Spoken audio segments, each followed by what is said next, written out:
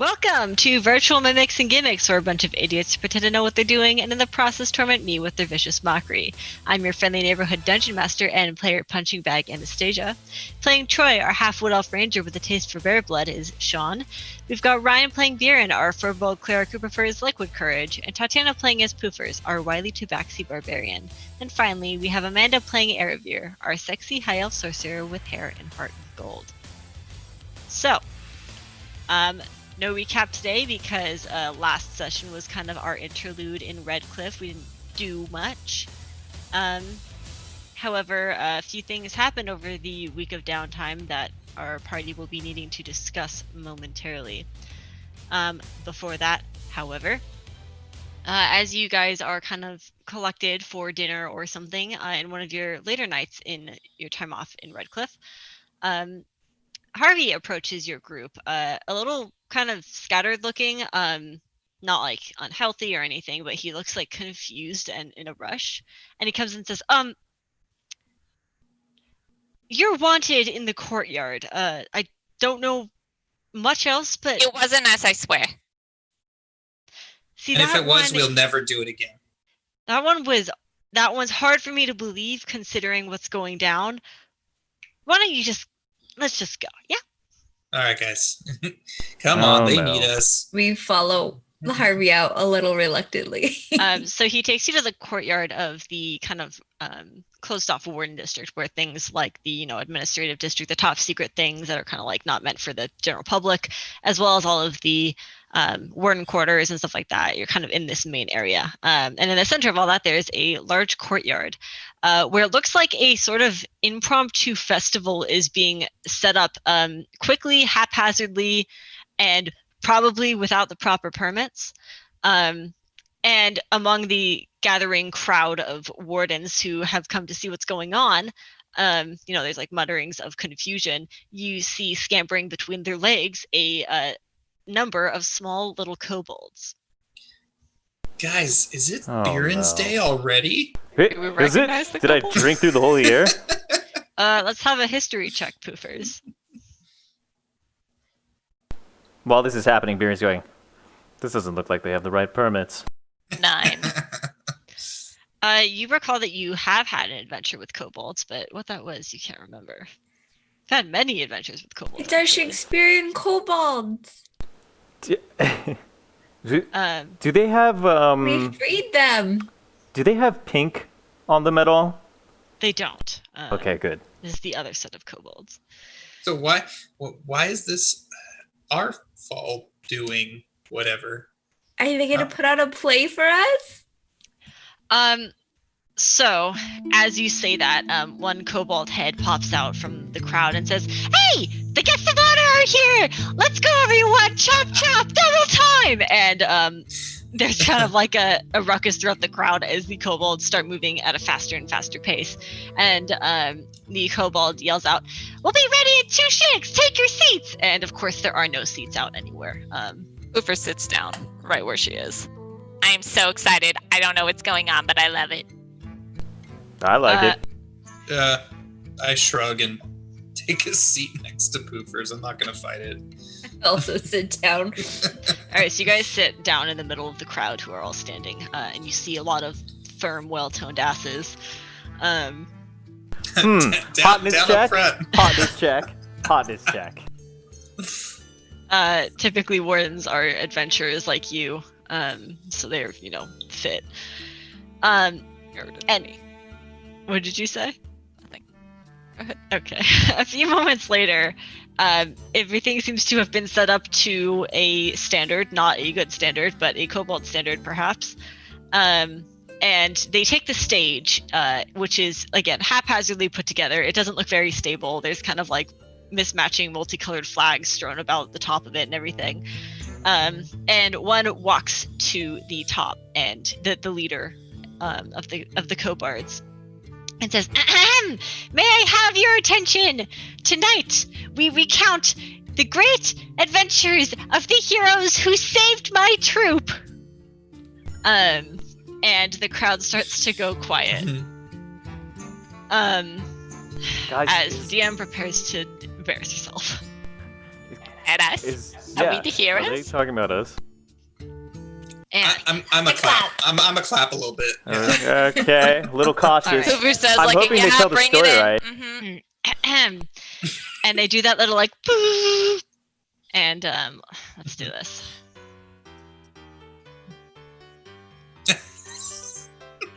Yes. Our story starts in days old. We've got much to discuss. Our heroes are in prison thanks to ornery Magnus. But the mayor offers freedom if the party helps him out. They found the missing children and this earned their bailout.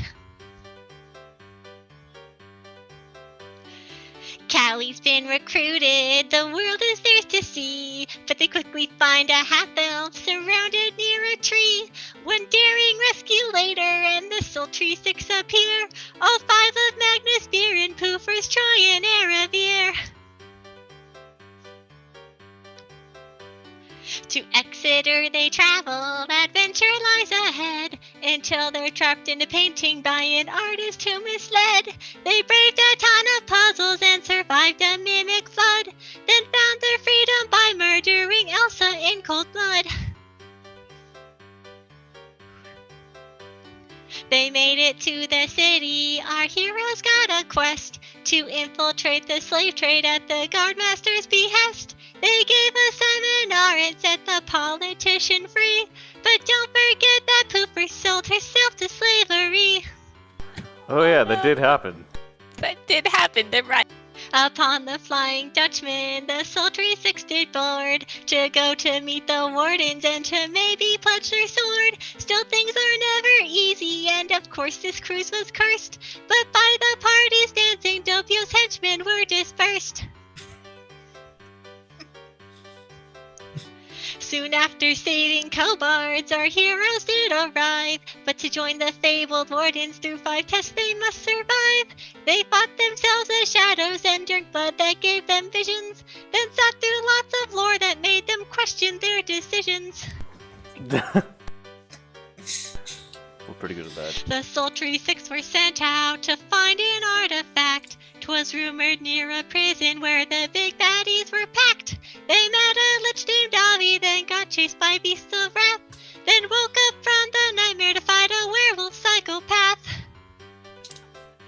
These rhymes are very good. Mm-hmm. Our For Cobalt party's next standards. adventure was in a town named Keld. People were disappearing, and with plague the city swelled. Our heroes saved your tempest and was smoking in the park. Now how about a rock dragon to end this endless arc? We were there for a very long time. That was a She's long right. vacation. Before they went to Redcliffe, our heroes did a mass. Right in Barry's hometown, an old forest trapped in glass. The magic of that forest gave them each a real weird dream, but not as odd as a god who thrives on scant kobold esteem. She know all this. A big bad boy named Atlas around these parts did dwell. The Deva needed our help to send him back to hell. The party set out right away and together got a win, but not before a side quest to become Bugbear Chieftain. Seriously, Isn't this we're being classified? watched. Of another artifact, our heroes found the scent. It led them to a city that was creepily content. The time was weird, but still the six sniffed out the stinky cause, as a fate, a healer, and a pawn work worthy of applause. Down within the deepest dark, great power lay in wait. An evil goddess had a need only souls could satiate. Throughout six fought monsters tooth and nail, collected gems, bent elements, with triumph they prevailed. Woo! I have no doubt at this point that you're tired of this song, but of the mighty sultry six I could sing all day long. But have no fear, for you're in luck, this ballad's at an end, for now at least, until they find more stories to upend. That was amazing. How did they know all that? You guys General, like some We- claps, mostly confusion. are in so much trouble. I don't think anybody's supposed to know all of that stuff.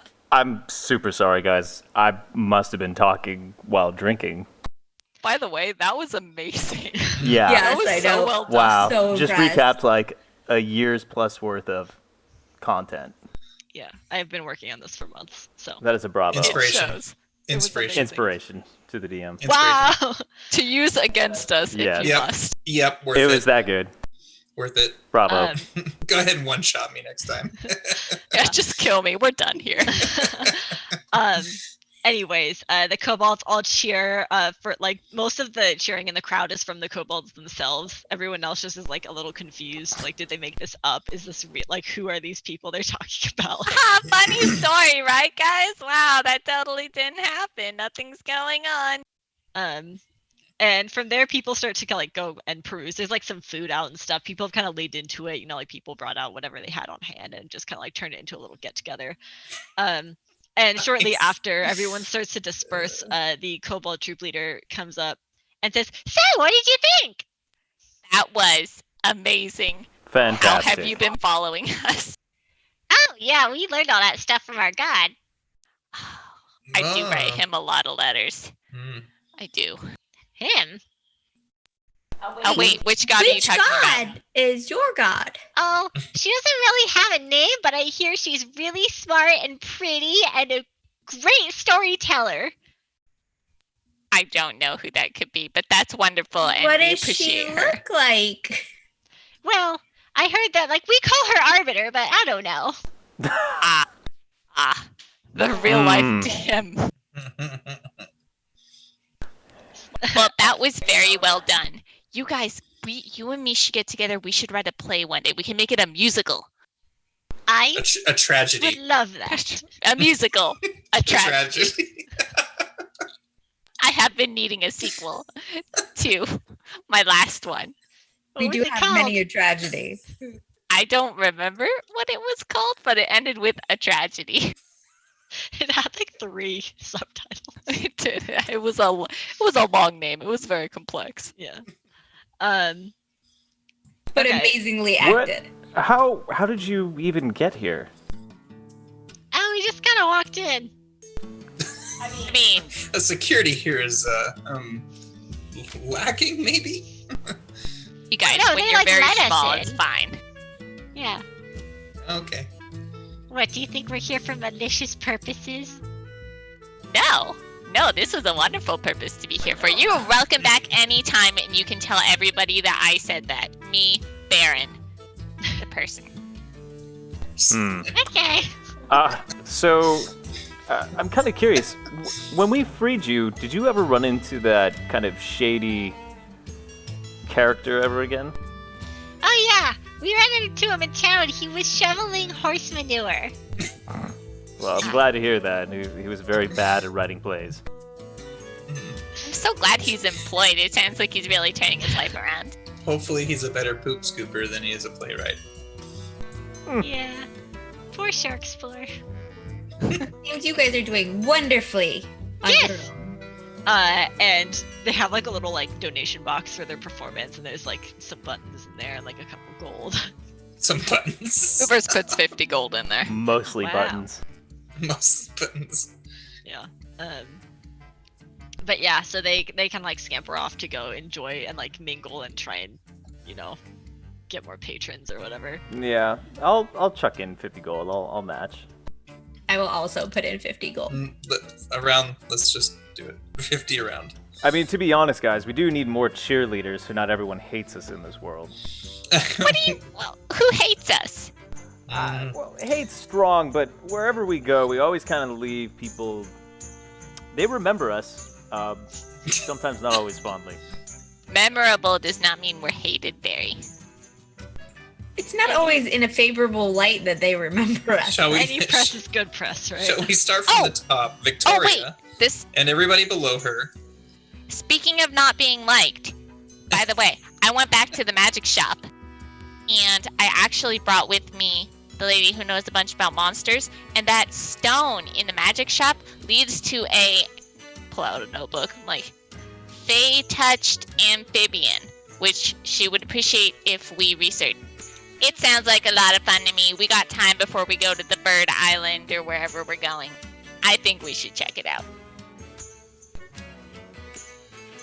It sounds interesting, and maybe we don't have to hang around all these butts anymore. I'm assuming we're still Yeah. sitting, right?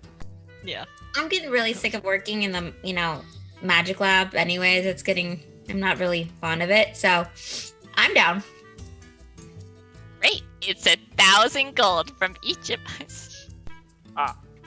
Wait, what?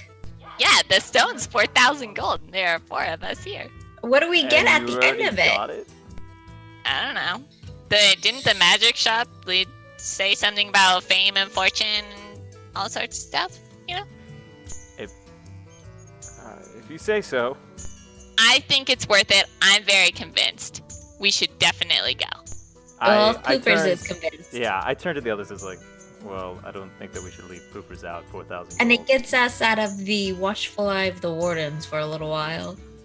Yeah, we've been here for a week, and I'm ready to go. Harvey like turns around a little like, okay. You, Harvey. I can Not talk you, to you all Harvey. day. We enjoy you. Great. What do you thanks, think of the guys. show, Harvey? Do you really do all that stuff? Technically, You criminals? Were you in Maybe. prison? well, we were let out of prison, and you don't let criminals out of prison if they're guilty, right? Falsely accused. We did all the good things. As I said before we came up here, we didn't do it. Fine. All right. Okay. All right. I'll see you guys later, I guess. Bye, Harvey. Okay, let's go to the magic shop and get this blood gem thing. Okay. So you go up to Dread Wrath and Beyond. To Where Dreadwrath Gil- and beyond. I had an opportunity. Yeah, great. Where Gil is working. And he says, "Wow, 3 times in 1 week. This must be a new record." I have a fondness for you, and I would like to buy that blood gem thing. Oh, great. Well, you know the price. Let's see Yep, it. 3,500 gold. Here you go. Not quite, but close. 3,600 gold. Here you go. All right, how about 4,500 then? Here's your 4,000 gold. Great. Thank you. Pleasure doing business with you as always. Could I interest anyone else in some of our other fine wares that we have around? Is this the same guy that gave me the tattoo, right? Yeah. Yeah. Can you actually take a look at this? Does this look a little infected? This is fucking I told him no. It's fine. I- Don't worry about it. I Just thought rub some, maybe like, beer would be a good disinfectant, but it Strap a looks little healing red. potion on it. It's fine. Yeah, it's fine. Yeah, like basic healing magic will cure whatever's going on back there. Which is nothing of concern, of Ah. course. Okay.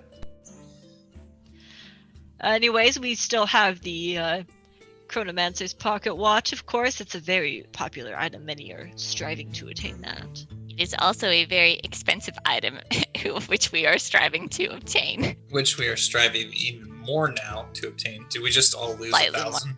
Right? Yes. Okay. Ooh. Trust me, Ugh. this will probably be worth it. Enjoy your hunting. Happy hunting, I guess. How do we use this thing? Well, it's That's a good question.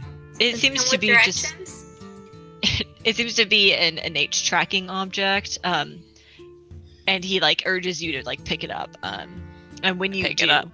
when you do, there's a little light in it that kind of like pulses in a direction, and you like turn around, and it like still like the light moves to that edge and like pulses in that direction.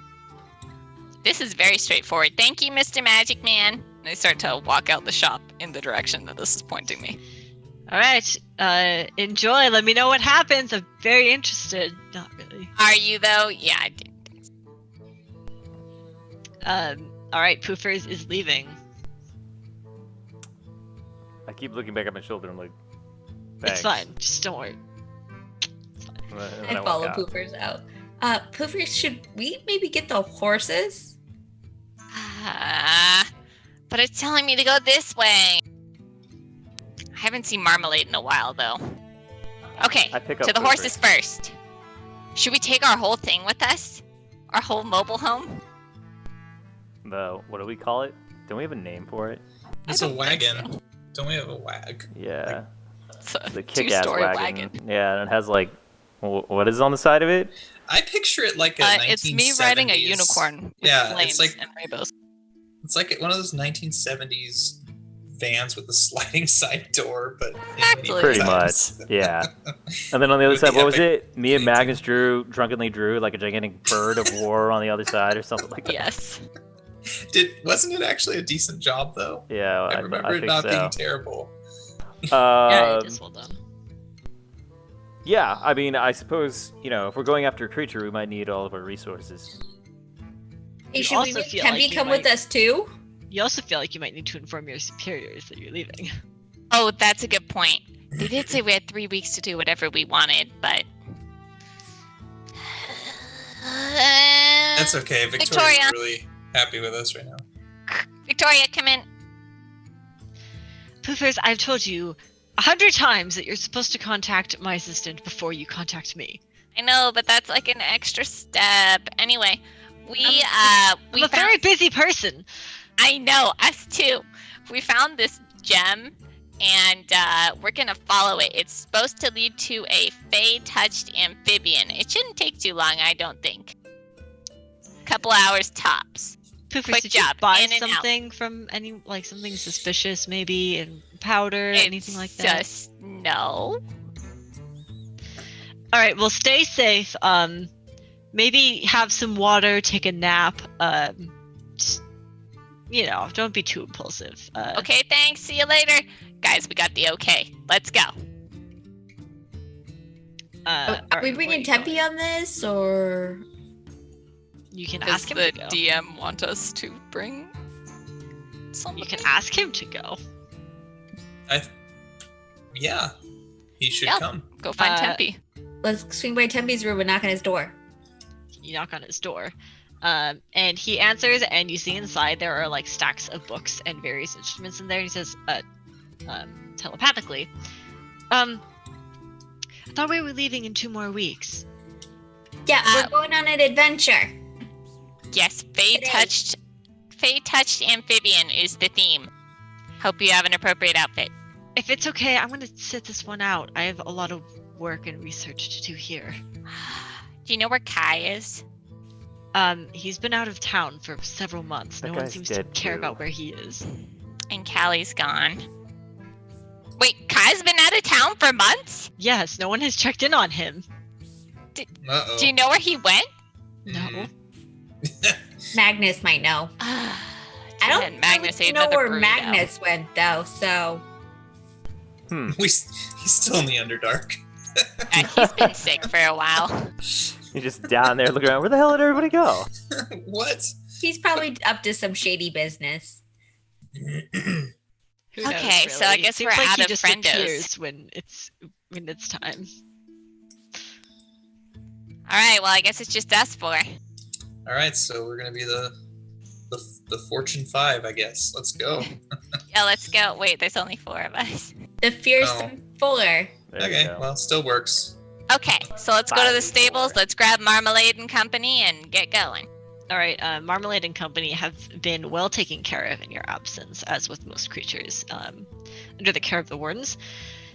They look healthy. They look like they've been exercised, and they look ready to go. Your cart is in slightly less good shape. It probably was washed every 2 months or so that you've been gone, or it's been in disuse. It's dusty inside. There's some spider webs and stuff. I eat the spiders. You eat them real good. And Barry and I prestidigitation the shit out of this place. Mm. Before long, it's spick and span, looking like new. And with that, you saddle up, make sure everything is secured properly, grab some provisions, I assume, / hope.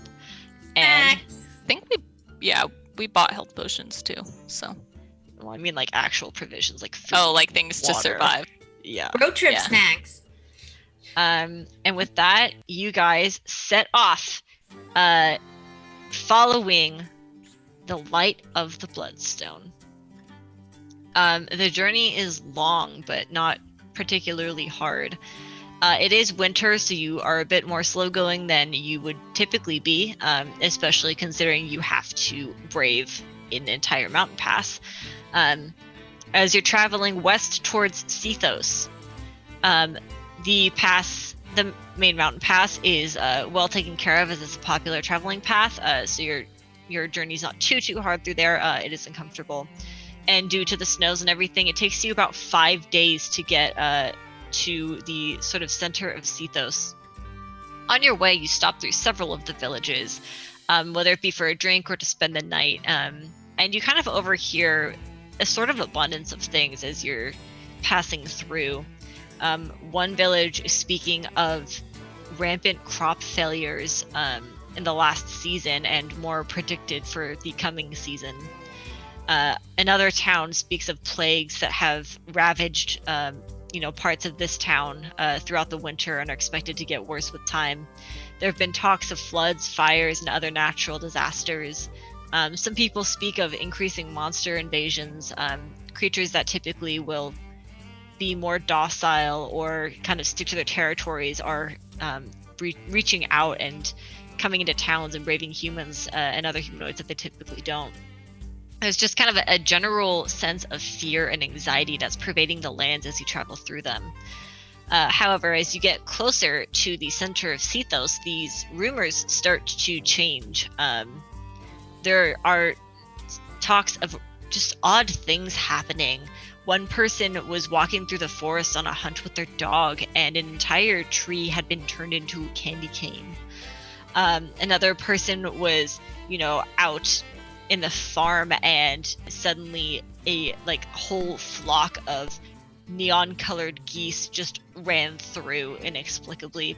Another person was walking around and saw just an entire field had been forked. There were just forks everywhere. Just other general pieces of nonsensical stories that you're gathering as you grow closer. And in the afternoon of your 5th day of travel, the bloodstone starts to pulse more violently, as if it's clear that the target is close. And you're traveling through this forest. You take a turn down a less traveled road that's a branch off the main road, and start to notice some odd things. Pieces of nature become more cartoonishly colored, and wild, vibrant creatures like something out of a dream or a child's fairy tale start to rush around you. Things like horseflies that are little actual horses, and dragonflies that are little actual dragons, jackalopes, other creatures of myth and legend that just don't make a lot of sense and seem kind of whimsical. Again, you see forks just randomly. Who knew? Other pieces of nature have just are sweet smelling. Some Poofers goes and licks a leaf and it tastes like candy. Eventually you have to stop the carriage as the path becomes too narrow. But up ahead you hear what sounds like a sort of chorus of different sounds that are attempting to form what could be called music by some, but would be called a sort of cacophony by most. You kind of dismount, make sure everything is well guarded, well tied down, and are now faced with the decision of whether to approach this noise. There's some weird stuff going on here. Do you think we should just check it out, just for the heck of it? Did you see that forked field on the way? What is going on? There's I mean, and the snozberries taste like snozberries. little dragon. Yeah, that leaf looks like it too. I mean, didn't you say where it's a Fae touched amphibian? I mean, the last Fae we were involved with had some really weird stuff going on too. She was maybe fairly it's whimsical. close. Yes. I don't know. I think we should just go check it out. Maybe it's our amphibian friend. Let's maybe approach cautiously. All right. And Poofers just walks in. Okay, so Poofers does not approach stealthily. Would anyone else like to roll a stealth check? Yeah, sure I will. Yes. This seems like a situation that might get out of hand quickly. And as you guys are discussing, there's a large boom up ahead, and then a boom, boom, boom, and it kind of and other sorts of magical sounds. All right, we have a 9 Nope, that's a history check. We have a 12 from Aravir, a 6 from Viren, and a mod Damn 20 it. from Troy, and nothing from Poofers, and -1 from Poofers, who just walks in. The three of you are kind of struggling to stay low in this forest. It doesn't seem to be like on its best behavior. It doesn't seem to be cooperative with you. Like, you try and hide behind a bush, and the bush like decides to suddenly grow a lot of berries there, and like some animals come and start eating them, create a lot of noise around you and stuff like that. Poofers, you just walk right in. But as all of you see what's up ahead, change the song. There's a pond before you that is shining and sparkling like a sea of holographic rainbows and glitter. There's a number of woodland creatures here gathered like they're at some sort of party or festival, but more they just seem interested in what's going on than actually partaking. And at the center of it all, standing on a rock about a foot tall, wrapped in a cone of dark purple leaves, is a salamander. Dancing as he shoots off sparks and fireworks from a tiny wand formed from a branch. Poofers walks right up, and he notices her, and kind of like excitedly like waddles over on his two hind legs, as he continues to just shoot off all forms of just like exciting, vivid magic. And he approaches Poofers. Hello, I'm the showman here. I'm casting some spells. Oh my god, you are adorable. Yeah, I'm pretty great at guess. You see all these rainbows and stuff? It's pretty cool, right? What do you think? And with that, he sends off another spell into the air to create a giant rainbow. And everyone watching sees it's kind of like wavering in reality. It seems like it's about to like burst from how much magical energy is being poured into it. And it becomes clear pretty early on, especially to our casters, that the magic here is not quite stable. Guys, what's going on? Oh my! I hit Barry. And the, that is the cutest thing I've ever seen. as Poofers What is turns it? to go talk to her friends, the salamander notices them. Magic? Hello. Hi, little Magic, friend. magic. Do you like magic? I love magic, and let me tell you all about it. So, one time I was casting some spells, and my hands turned into forks, but it didn't really matter, because I was still casting spells, and there were rainbows everywhere, and then I went down into a lake, and I found a pearl, and it was a whole thing. It was really fun. That's a great story. What do we call you? I am the salamander. I'm here casting spells. See, the salamander. I'm Biren. This is Aravir, and that's Troy. That's really great. Can you do some magic? Yeah. And I kind of like nudge Aravir to do some like sparks or something.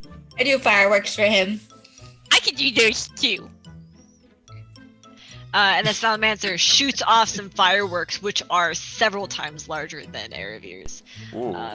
Whoa. And they kind of like shake all of the earth and the ground underneath your feet just from the like reverberations from the explosions of these fireworks. The salamander seems to pay no mind to this whatsoever and continues casting spells just as much as he can, really. Guys, I think this is the big touched amphibian that we're I supposed to be think so. investigating. I think we found him. What do we do with them? I mean, Did we catch him? Ask him to be our friend and come Good with luck. Did you feel those fireworks? I'm a little nervous. I don't know if we should take him back. He seems a little destructive. Unstable comes to mind. He's amazing. Magic. And the salamander hears the word amazing, and his large, wide eyes widen even further and bulge out a little bit, and it's a little gross. And his tongue comes out and hits his eye. And he takes that almost as like it seems like that was like the last straw on his to grow his already very large magical ego. And at being called amazing, he says, I have amazing for you. Go ahead, Tatiana. I have a making for you. I don't know what I'm supposed to be saying. And he throws up an enormous spell, which as it extends out from his wand, looks just kind of like a massive ball of white energy that quickly is growing to consume everything around it. You see the sky starting to disappear. Almost, It's gonna be a big one, that's bad. Everybody look out! almost into the white orb. It seems like the fabric of reality itself is being pulled into this white hole, for lack of better words. And before long, your vision is overcome with white. And let's get started. And we all died. Yes. Death by Salamancer. Biren. Hmm. You're seated at a small table by a sparklingly clean window, enjoying a bracing cup of tea with just a little something special mixed in. Okay, As you good. look out into the beautiful woods, watching the birds flutter and sing, and thinking about what a wonderful morning it is. Suddenly the clock on the wall chirps, "Cuckoo, cuckoo!" Could it really be that time already? You stand and shift your nightgown around, collect the dishes, and begin to make preparations. Today you've got a very special visitor. Oh. Poofers. Yeah. You feel the warm touch of sunlight on your face as you rouse from a nap. But whereas this would normally be an ideal situation, you find it kind of irritating, uncomfortable, annoying. You miss the darkness of the night and its cold, bracing air that brings life and power to you. You sit up from your resting place against a moss-covered tree and stretch and flex your claws a bit as you look around, then drop to the ground and draw your hind leg to aggressively itch behind your ear. You don't remember your fur being quite so long, matted, and wild, but now that you think about it, maybe it's always been this way. And that's the way you like it. And as you drift off into thought, your tummy rumbles. You're hungry. Very hungry. Your appetite is larger than it's ever been, and you begin to sniff around in search of something to eat. Before long, you catch a whiff of something delectable not too far away, in the direction of the road. Troy, you draw your hand across your forehead to wipe away the sweat. Though it's only mid-morning, you've already been toiling away at work for hours. With a big sigh, you take in a breath of morning air, which refreshes and reinvigorates you. You draw your axe back and swing it into the tree, and with this mighty blow, you begin to hear a creaking, which grows louder as the tree starts to lean before it crashes to the ground with a great boom. Small forest creatures scamper and flutter away as you look down at your handiwork, satisfied. You've worked hard and earned yourself a treat, you think. Perhaps you'll pay a visit to the cottage in a bit. Erevier. You take a look outside through the window. It's a lovely day. Perhaps just a bit chilly though, so you'd better dress warm. You're just about finished packing up your basket full of miniature pies and other sweets. Just in time, too. You don't want to be late. You take the basket, grab the book, put on your favorite cloak, and head out the door. The birds sing around you as you draw up the red hood and begin skipping down the well-worn path toward the cottage. What would you all like to do? I sniff around. I'd like to cover my nightgown. Flooded. Yeah. I'm gonna walk in for my treat that I've earned. Troy begins walking towards the cottage. And on I the still way, have my axe, by the way. I'm keeping the axe. absolutely. And it's Not just my a nice axe. day. It's just another day hard at work as a woodsman in these beautiful magical woods. And you hear someone humming down the road as they approach. You turn and see a lovely girl in a red hood skipping with a basket. Erevier, what would you like to do? You are currently skipping down a road toward the cottage. I think, well, Barry would like these pies. I wonder where he is. Poofers, as you sniff in the air and are drawn toward the road, you see skipping down the road a tasty young lady in a red hood swinging a basket in her arms. That smells delicious. But you know what smells more delicious? Grandma. And I'm going to kind of look and see where they're going to. I assume that it's to Grandma's house, and I'm going to run past them sneakily in the woods. Okay, can I get a stealth check? And a perception Yes. check from the other two?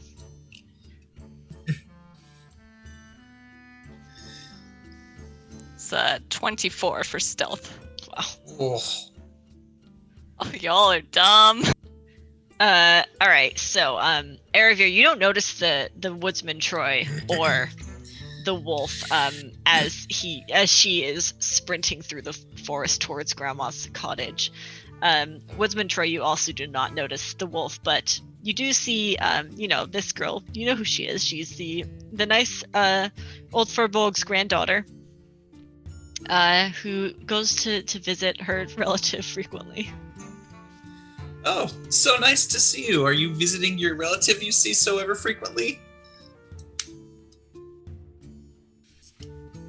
Would I not recognize him? You feel like you know this person, like you know him. You've known him your whole life. He's like the great woodsman who patrols these woods and makes sure everything is safe while also building homes for people. He's kind of like a well-known figure. He's Woodsman Troy, and you kind of get the sense like, I know this person like more than I should, but you don't. He's just Woodsman Troy.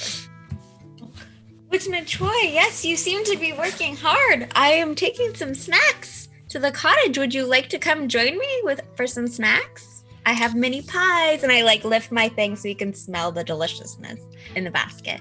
And you do indeed notice that in the basket, but you also notice that she's carrying a book in the basket as well. Oh, well, those look delicious and smell even better. But what are you reading? What novel have you in your basket? I take the book out and see what my basket. The cover of this book, it's more like a storybook than a novel, has a cute little newt drawn on the front, sitting on a rock in front of a pond. And the title is The Nameless Newt. It seems to be a book about a newt.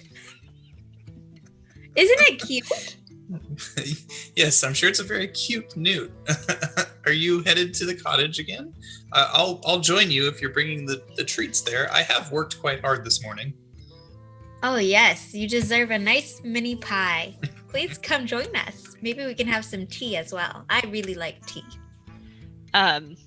To switch the focus, our lovely Poofers arrives at the cottage, and you look inside the window and see a Furbolg in a nightgown, busily cleaning up quickly, making other preparations for her company. Why does this feel strange? Why is there a Furbolg and a nugget? You know what? It doesn't matter. Grandma! What? And Who is that? I burst in through the back door. I kick it down. This feels oddly familiar, kicking down doors. Yeah, your back door is not just kicked in, it's like thrown off of its hinges and it crashes into the opposite wall. Oh my! And in stalks a raggedy, small feline creature. Oh, a vile feral-looking. beast! Wow, this feels really weird. I'm here to eat you? You look kind of like a lot of food. Would you mind just getting in the closet or something? Yeah.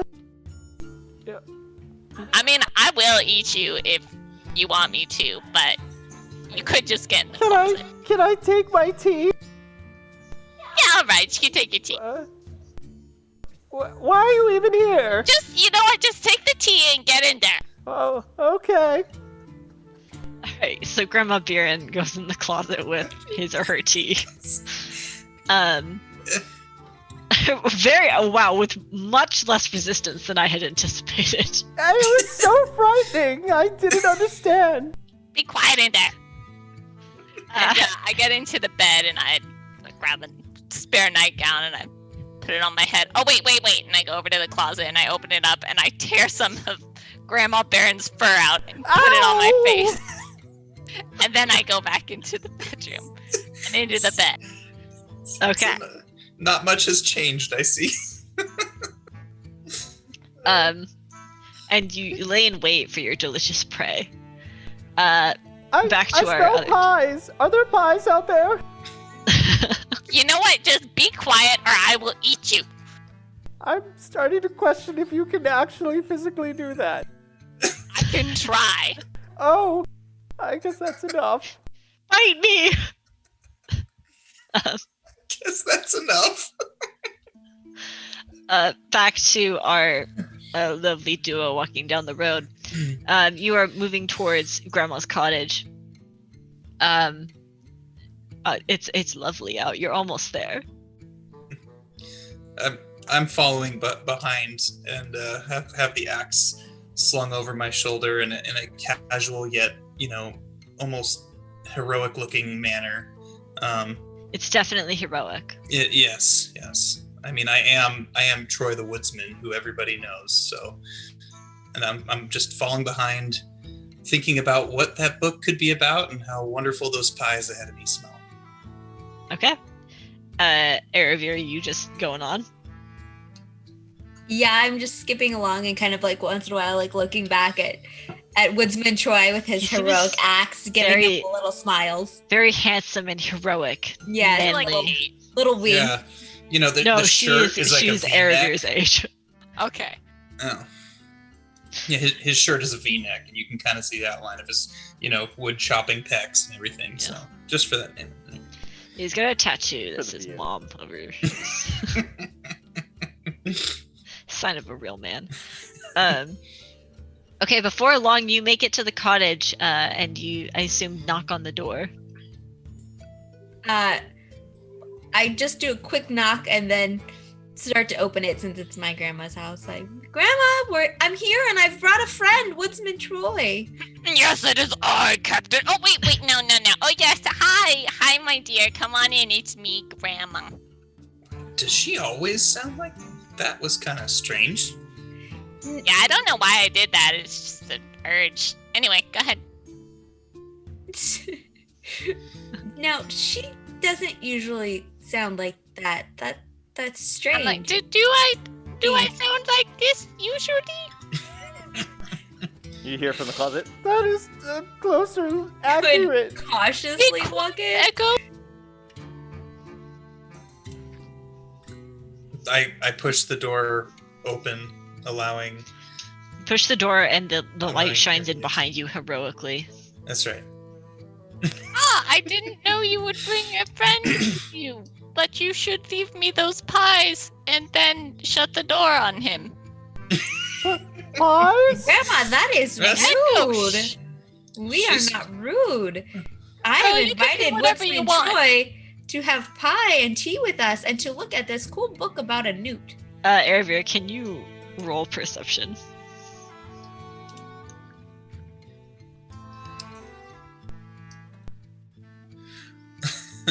What a mighty rudeness your grandmother Um, has. Something is really off about Graham, Really? about Nana. It could be the mismatching fur colors, the severe reduction in size, among other things. But what strikes you most odd out of anything is that you thought you might have heard a voice coming from the closet. Woodsman Troy, I think Do I I hear smell something pies? and that doesn't look like my grandma. Can I do a smell no. check? Can I do a smell Which- check? Like Yeah, a I can. perception spell check? Perception, yeah.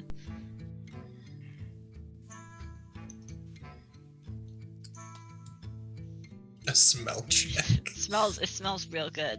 There's blueberry pie out there. I bust out the door. I knew I Kick the saw door. pies. You kick that door off its hinges and it crashes into the opposite Pies! wall, making two Oh. doors that have crashed into that wall. Wait, what's going on my here? grandma. Suspicious that first door, but two doors just seems out of place. It's weird that it happened twice.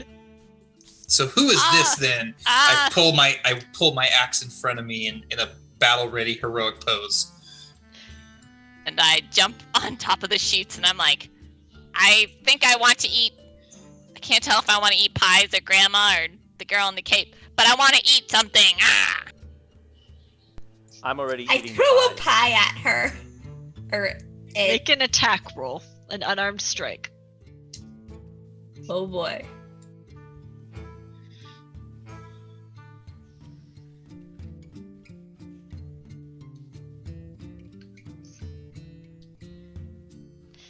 What's your AC, Poofer? 16. That does not hit the pie. It goes over the Poofer's wolf head and crashes into the wall. And Poofers, you've definitely dodged this pie. What are you gonna do? He just looks around, just kind of like, I don't really want to attack these people, but I'm feeling the urge to. So I guess I'll jump at Baron first because he blew my cover. Can you make a grappled attack? Yes. So, my instinct, as I've clearly forgotten that I'm Biren, is that I still go to the pies. And so, You so move I'm towards already the like pie. face deep in the pie. And the wall pie or in the ones in the basket? The wall. The wall pie. Okay, so it's not a far jump. Yeah, and you crash into Grandma Biren. By the way, you all have a sense of like who you are, but it's more like you're like in a dream, and it's like you're more You just- inclined to take on this role. Kind of go along with it. Yeah. I'm You- gonna lunge. You feel a small creature latch onto your back like a leech. Oh no! I just wanted to lap up the Be pie quiet, wall. Grandma. I'm trying to eat you, and I start like gnawing on Barry's shoulder. What? No! I just want the pie. You come out with mouthfuls of blue hair that you have to get through first. It's like On my Like, shoulder, God. does my tattoo show through? yeah. Don't you shave? What is this? Wait, I tattoo point at seems Poofer. familiar. Release her, him, it, and I lunge We after, and don't I'm gonna, judge in this house. I'm gonna try and grapple Poofers and, All are and welcome here. restrain her against the wall using the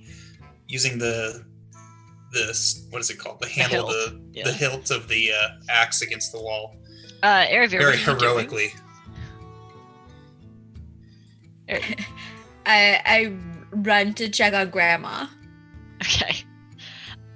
You drop the basket and the pies and the book fall to the ground. Troy, I need just make an attack roll with a longsword or something. Okay.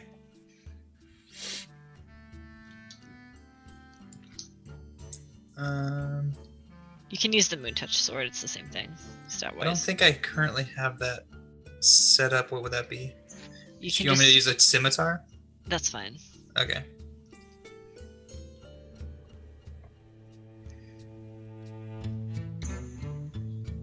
So he heroically rushes in as an angelic choir behind him starts to serenade the audience, quote unquote, with a heroic battle hymn, and he grabs Poofers and pushes her up against a wall and holds her there with the axe. My little legs are kicking wildly. As Eravir goes to check on a Grandma Biren who's been thoroughly bitten. I'm not even really noticing. I'm just licking up the wall pie. Yeah. No, I'm fine, dear. It's okay. You shall cause no more havoc or pain here, foul beast. Wow, that's a little insulting, don't you think? Foul. I just grimmed myself. Well, you know, I do talk in heroic sayings, so. Okay. You should be more confident in yourself, foul beast. I'm pretty confident. I don't know what you're talking about.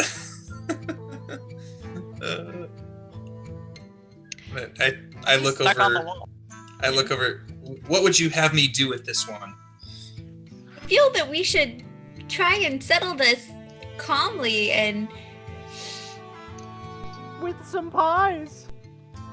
some tea. I look back at Poofers.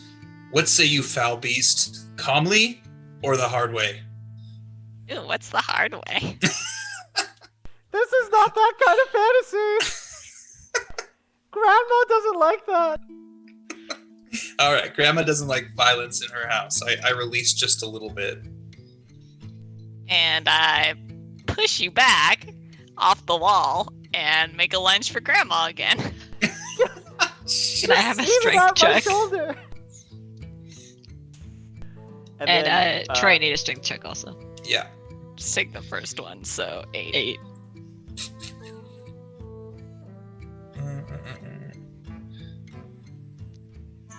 Sorry, one sec.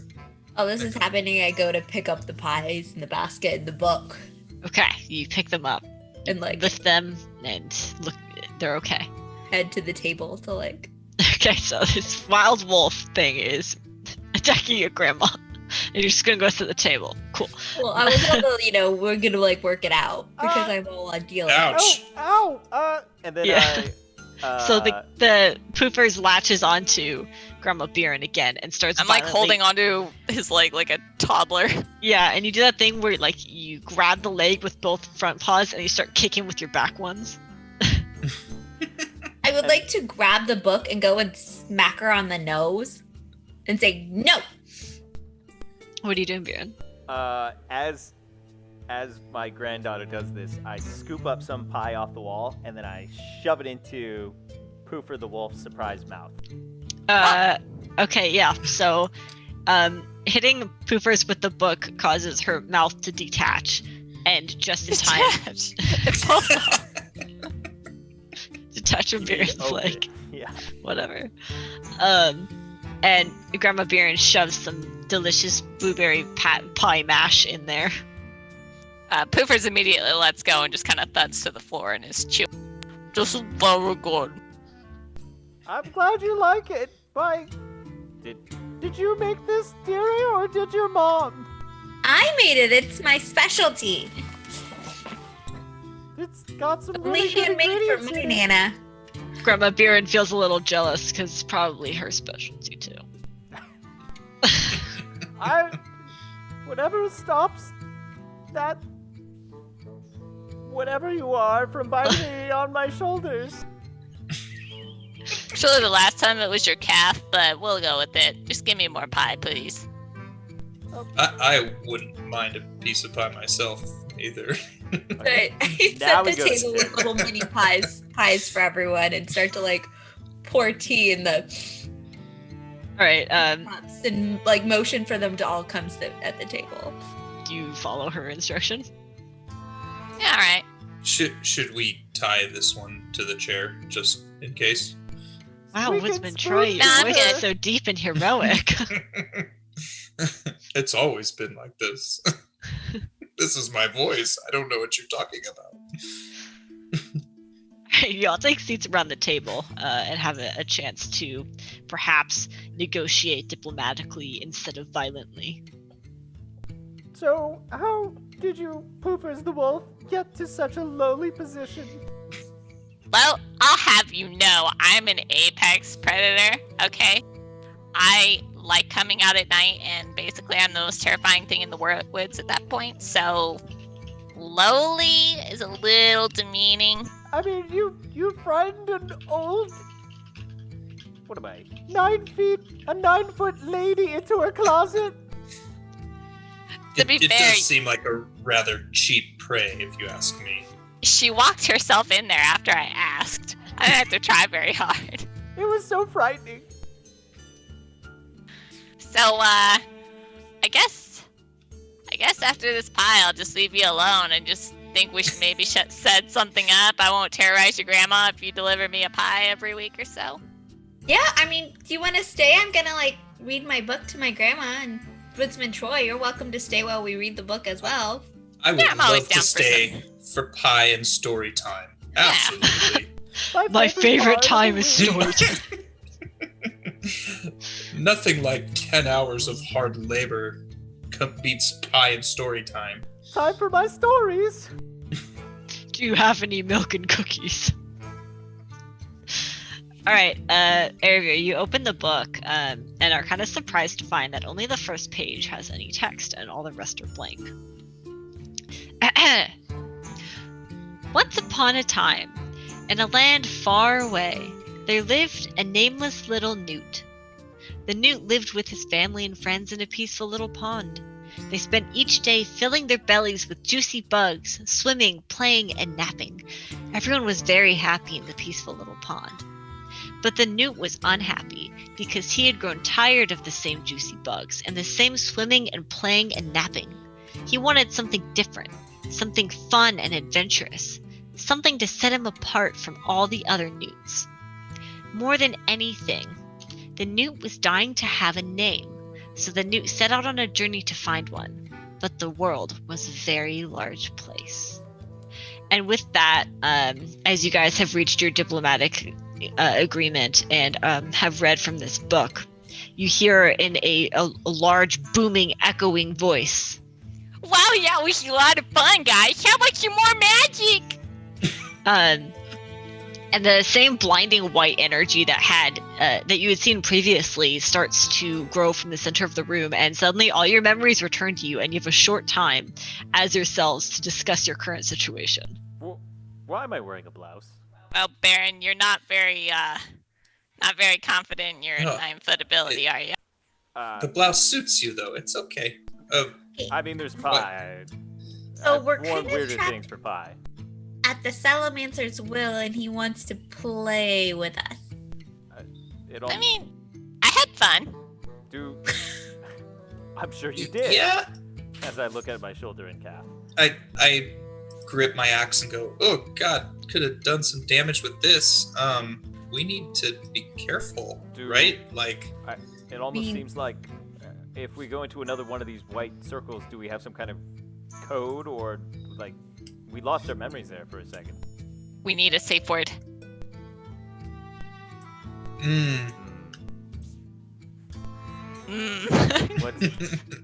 mean, once I started having some pie, kind of, do we want to come up with a word that's familiar? Sultry. Okay. I go for sultry. It's fine. Sultry. I don't know how we're gonna remember to say it, but we could try. Anybody have a Sharpie? Here. Write it on your forehead. It'll be like Memento. Just write notes on yourself. Actually, can I ready an action?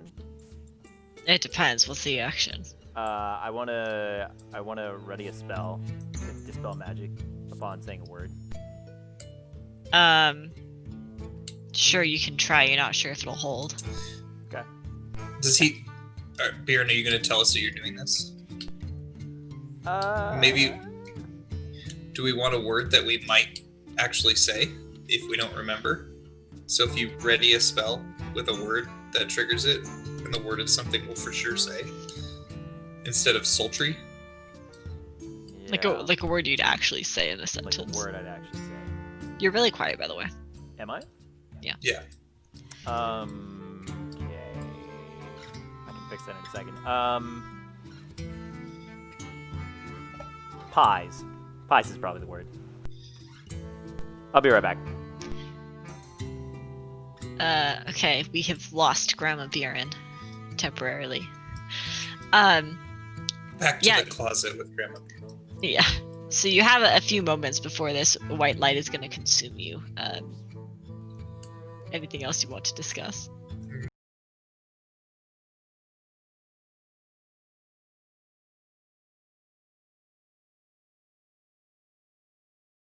He's got to get bored. He doesn't seem like the kind.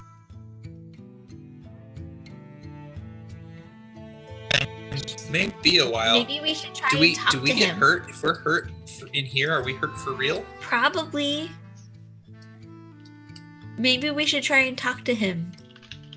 Excuse me, Mr. Salamancer. How do we go home?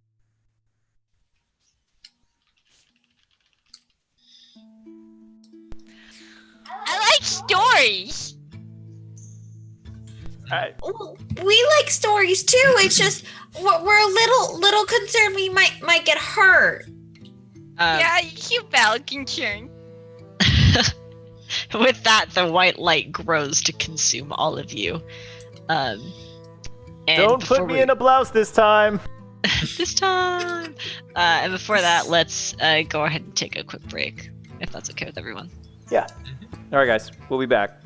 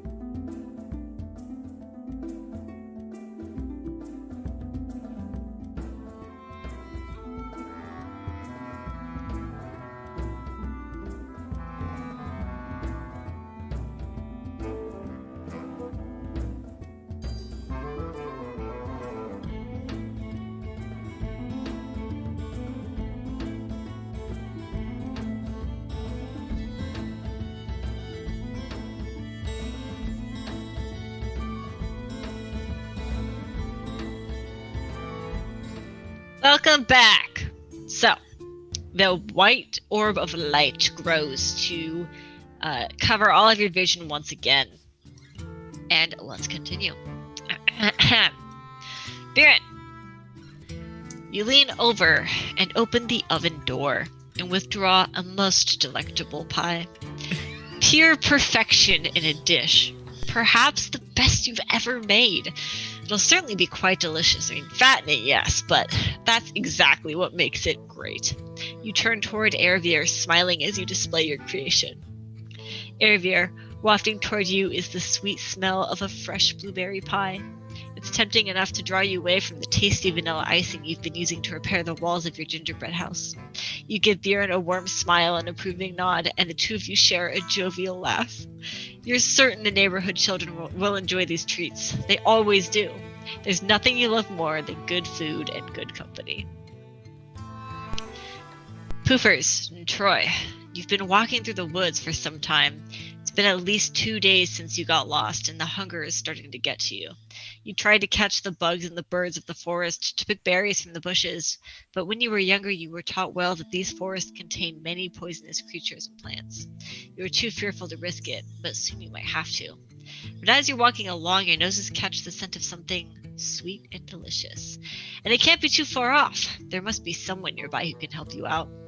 And, in exchange, maybe you can read them a story from your book. You smell that? How can you not? I am so hungry. Literally starving. Like, we will die. We need to go. Let's go. Let's follow that scent. Book in hands, you rush forward to follow your noses, and as you kind of come around some trees, you see a little clearing in the forest where there's a nice kind of like column of light descending through the trees to illuminate a beautiful house, more beautiful than you've ever seen. Its walls are composed entirely of gingerbread, fused together with icing, and decorated all over with various forms of gumdrops and other candies. The grass outside smells sweet, like it's little flakes of twisted sugar together. Everything around this place smells delicious. I grab a fistful of grass and shove it in my mouth.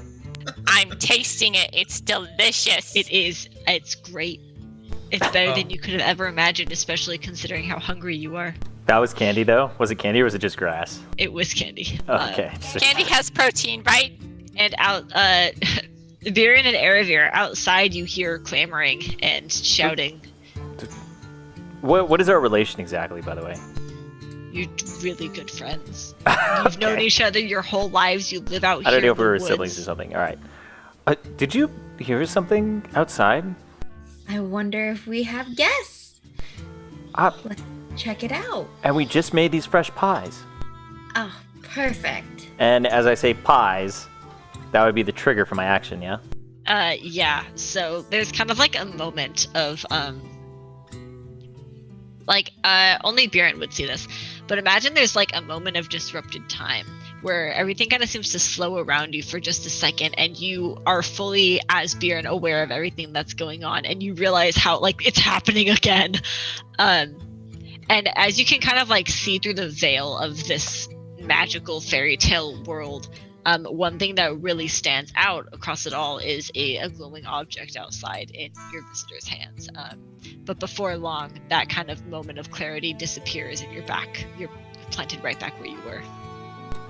Oh, yeah, we should go get those. What was I doing? Pies? Yeah, pies. Let's go visit our guests.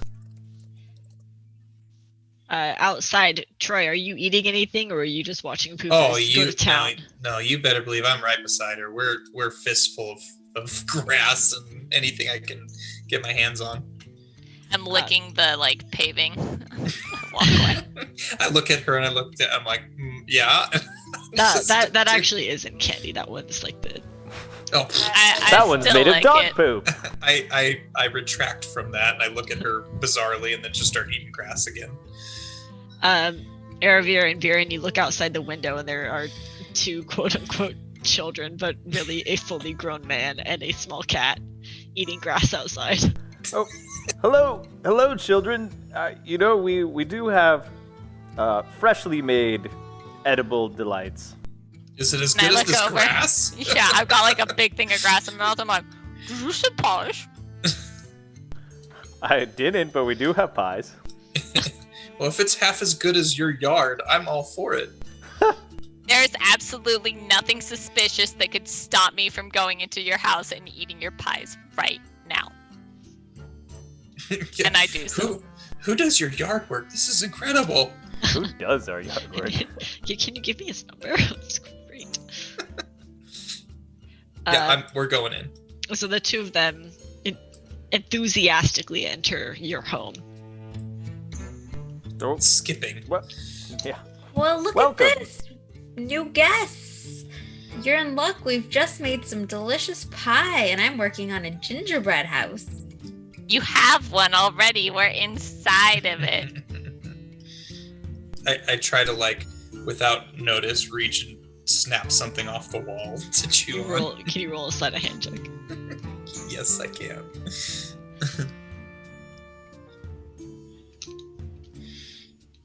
Oh, I think that Viren for sure notices it with his passive perception, but no one else seems to 18 notice. passive perception.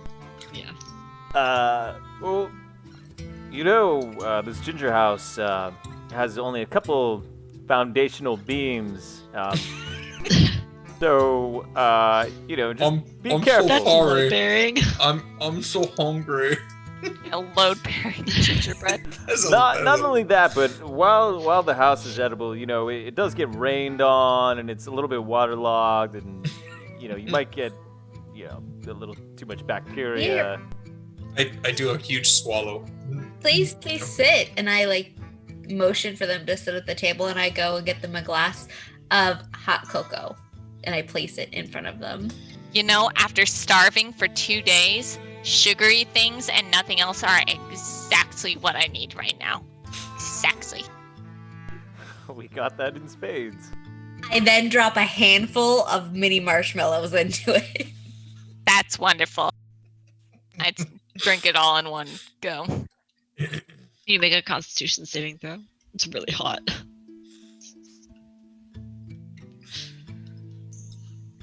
You managed to down it. 22. I mean, your mouth is burned, but you managed to down it without spitting it up, which is impressive.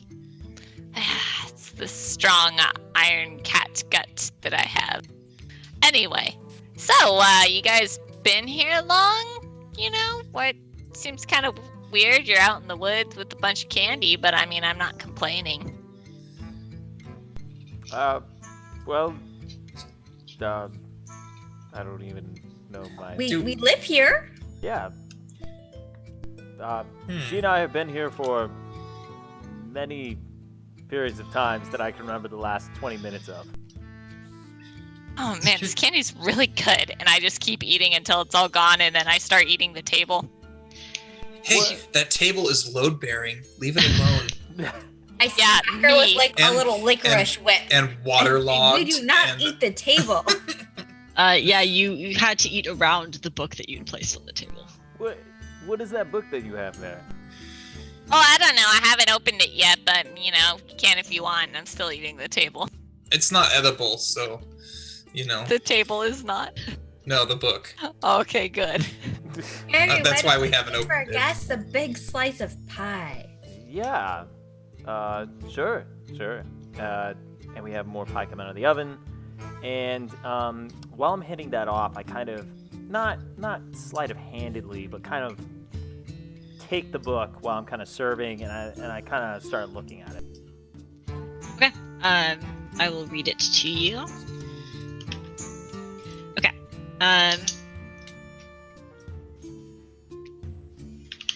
So, chapter 2 has appeared in this book. There is a couple more pages of story. And what's weird is you remember the first part of this book, but you never, you don't remember reading it. You just kind of know the first part of the story. And the new pages read, "The newt traveled very long and very far. One day he was walking through a pasture when he stopped to rest his weary legs. He missed the long, warm naps at the peaceful little pond. Suddenly, he heard some rustling in the grasses behind him. Out of the darkness jumped a big fox with eyes as red as its fur and big, sharp teeth. The newt was very scared and tried to run, but he was also very small and his little legs could not carry him fast. The fox pounced on him and he laughed as he bared his big, sharp teeth. Wait, please don't eat me. I'm on a good quest and I have a lot of stuff to do, please. The newt pleaded. Oh, the fox asked, chuckling, and what might this great quest be? Well, I gotta find a name. I don't have a name. The newt replied. The fox bellowed out a horrible laugh. A name? Well, I've got one for you. Really? The newt asked, his eyes wide with excitement. Sure, the fox said, a big grin crossing his face. How about dinner? The fox let out a sick laugh once again and lunged his mighty jaws forth to swallow the newt. But just before his teeth bit down, a screech rang out from the skies above. The fox looked up with horror as a shadow passed overhead, and then fled into the grasses with panic, leaving the newt alone on the road. With a deafening gush of wind, a great feathered creature landed beside the newt and looked out after the fox. Wow, you scared that big fox right off. You're really strong. Do you know where I can find your name? The newt said to the newcomer. The owl turned his all-knowing eyes toward the newt. A name? For a critter like you? Names are reserved for greatness. I wouldn't waste my time eating you, let alone give you a name, the owl replied. He took a few steps and spread his mighty wings and took off into the air in the direction of the fox, leaving the newt all alone in the middle of the road once again. And that is what Bjorn read as he was continuing to prepare pies. That was very sad. So we don't know any of that. You have not read it yet, no. Okay. Actually, as Bjorn reads it, you kind of like gain the knowledge of it. So sure, yeah. Magically, you gain the knowledge of it. This is an interesting story. Do you know why you have this book? It feels oddly familiar. I just kind of always had it, you know? Yeah, it's just our book. Carry it around with us through the forest while we're starving, last possession, you know. It Yeah, seems very quite fond. familiar. Quite Like fond I've of heard it. the story before. So the children are continuing to eat, and the adults are continuing to feed them. And with time, the children, continue as they continue to eat, start to feel very full and very kind of chubby. Wow, I feel feeling so pretty full and bad. chubby. Yeah, feeling good. Setting that status. Oh, man. Well, I mean, you're welcome to stay. I don't know if you want to keep eating, though. You seem full. I mean, maybe we should try and find our way back out of the woods. What do you think? Why don't you stay and rest your weary heads? I mean, you've been out in the wilderness for so long. I'm sure you could use a safe place to rest. I'm going into a little bit of a food coma. Yeah, Maybe we should stay the night. The sugar rush is passing. And if you get hungry, we have snacks. I do like snacks. I And like midnight pie. snacks. 6 a.m. snacks, 3 a.m. snacks, 9 a.m. snacks, 2 p.m. snacks, 4 p.m. snacks. She 10 snacks p.m. a are lot. great She's- counter. She snacks a lot. Yeah, okay. I guess we will stay. Okay, sure. Where do you want us to, sleep? I'm pretty Over on the comfortable in candy bed. anything except for inside ovens. I don't sleep very well inside ovens. Well, it does get relatively cold away from the ovens. So toasty in there. But I'm rather tired and don't seem to care very much at the moment. So And Poofers has fallen asleep on the chair. Well, let's just tuck her into the bed oven. Poofers, even in your dreams, you just feel a lovely warmth surrounding you. okay. I mean, is this where things going? I don't have control over this story. Wait, Wait, I'm groggy, but is she in the oven? No ovens, and I rush over to open the oven. Oh, I pull thought my you sister said out of the oven. yes oven. No Sorry. ovens. No ovens. Get out of there. What? Come on, wake up. Nah. Wake up. Come out. No. Let me sleep. Stop. Are the quote-unquote witches doing anything to interfere with this? I'm forcefully pulling her out of the oven right now. Get out of that oven.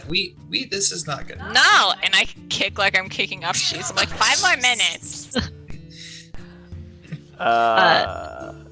I hip bump Troy into the oven. Oof. Okay. Can you make a strength contest between you two? Is it just strength checks for both of you? Sure.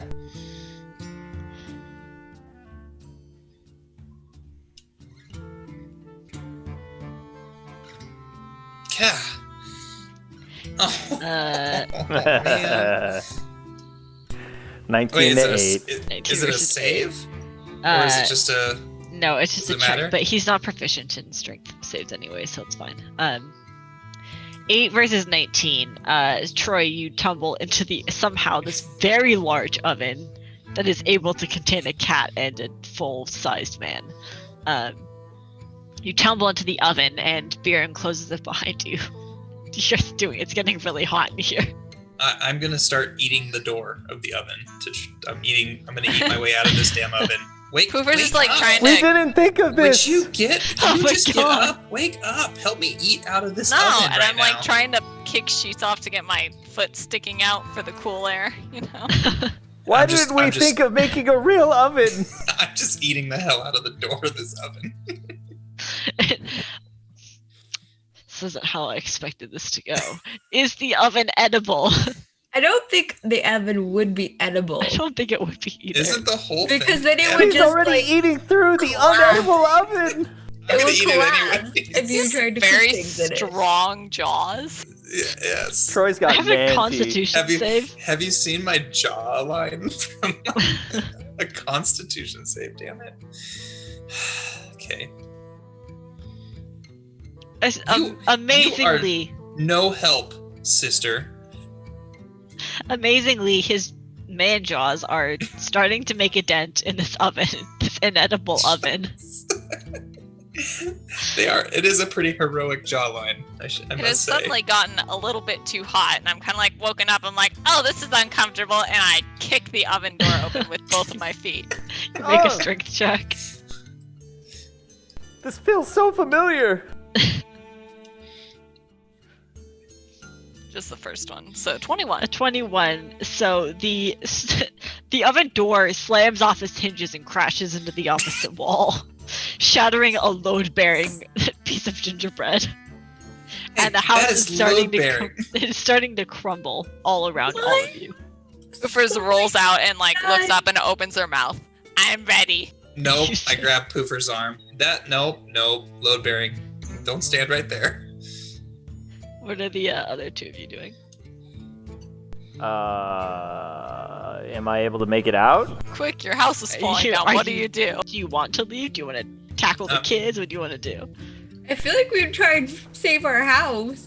I'm Yeah. fully pulling Yeah. Poofers as hard as I Yeah, can yeah, out of that house. Yeah, I'm getting icing, and I'm getting what's it called? One of those mason tools. And I'm Okay. trying to put up like icing Spade? spackle. Yeah, a spade. And I'm trying to like no. Yeah. Let's get a.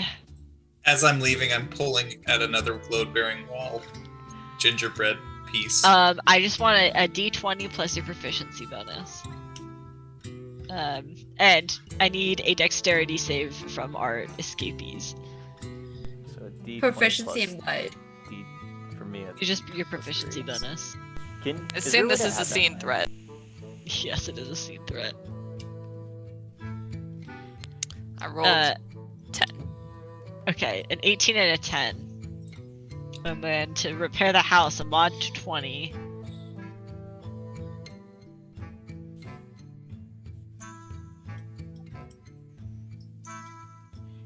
And I think you have a +3 right now, I think, so 7. Wow. Some mediocre rolls on both sides. A mod 20?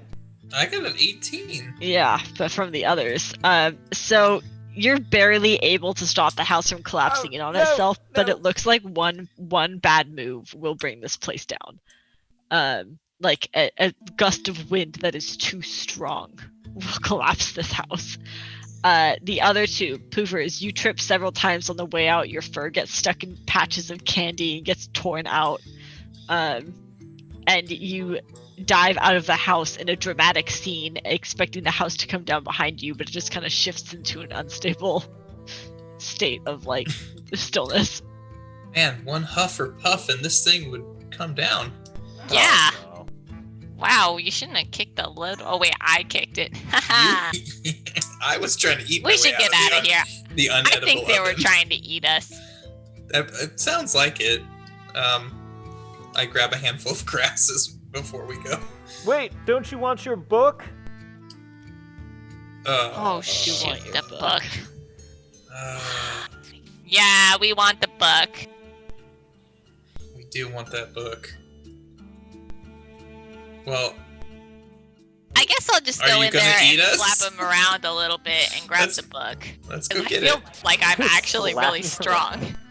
Yeah, we look each other over and go, we can probably take them. Let's go do this. Alright, Poofers rolls and busts in, kicks a couple walls while she's in there. Okay, the house Slides in, grabs collapses. the book, Oh, and jumps no. back out. I need a dex save from the three in the house. Oh, jeez. Good luck, everybody. I'm just chewing on grass like a cow outside. You know, that very 16. like horizontal chew. All right. So the house very obviously is coming down at the moment Poofers enters and kicks a wall. If that was it. That was all it took. The house starts to come down. Witch Biren dives through a candy window and rolls out on the grass outside. Witch Erevier follows suit but cuts herself on the candy glass quite badly and takes The 20 Oh, that's deadly gonna of get damage. infected. All that sugar in a wound. 20? Oh. 20 points of damage. Oh. Poofers makes it out safely with the book. But there are two witches around you still. And you've just destroyed their house also. I ran away. Okay, you dart into the woods, leaving two witches Okay. homeless. Troy, follow me. Yeah. Okay, I look back and go, oh god, and just follow after Poofers into the brush. Okay. What are the two witches doing? I want revenge. Are you gonna follow them? I have nothing left. Do you want to follow them into the woods? Sure. It was delicious. As I try and pie. stop my bleeding. All right, so we're giving the two witches are chasing the children. Children, what are you doing to escape? They are catching up with you. We're so swift. Yeah, but that's not how the story goes. Well, if I remember correctly, the story doesn't end well for us. I mean, realistically, we just keep running. Do Okay, we want to Better like idea. climb up and try to hide in a tree or something? We could hide in a tree. Up the tree. Can I get an acrobatics check and a stealth check also?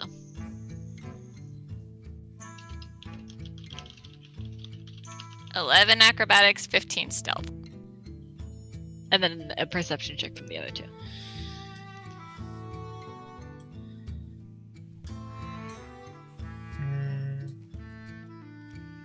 My Is it rolls are mine? on fire right now. 24. I got 19. 17 Well. and 16. 17 and 16. Okay. With helping each other, you're able to get up into the trees and kind of like cover yourself with some leaves. But both of the witches are too sharp-eyed, and they notice the children in the trees. Is the tree a candy tree? No, it is a normal tree. Oh. But you can try to eat through it. I ate through an oven that apparently Hey, was go ahead, a witch. Try and eat oven. through it. Do I have my bow on me? No, you don't have Do I any have my weapons quick? with you. I don't have any. Okay. Do I have any witch abilities, or am I just like? You do have some witch abilities. Oh, I jeez. do. Yeah, select spells depending from your spell list, depending on Um, what you want to cast. Like I'll say yes or no. Ooh. While he does that, I'm gonna look around for a bird's nest. are there apples or acorn? Are there anything in the? I'm just gonna start ripping at branches and throwing them down at them. Okay, what are you find a bird's nest? What do you want to do with the bird's nest? They're eggs. There are eggs. I egg them. How is Can I this? get attack rolls from both of you? I fail to see how this is helping right now.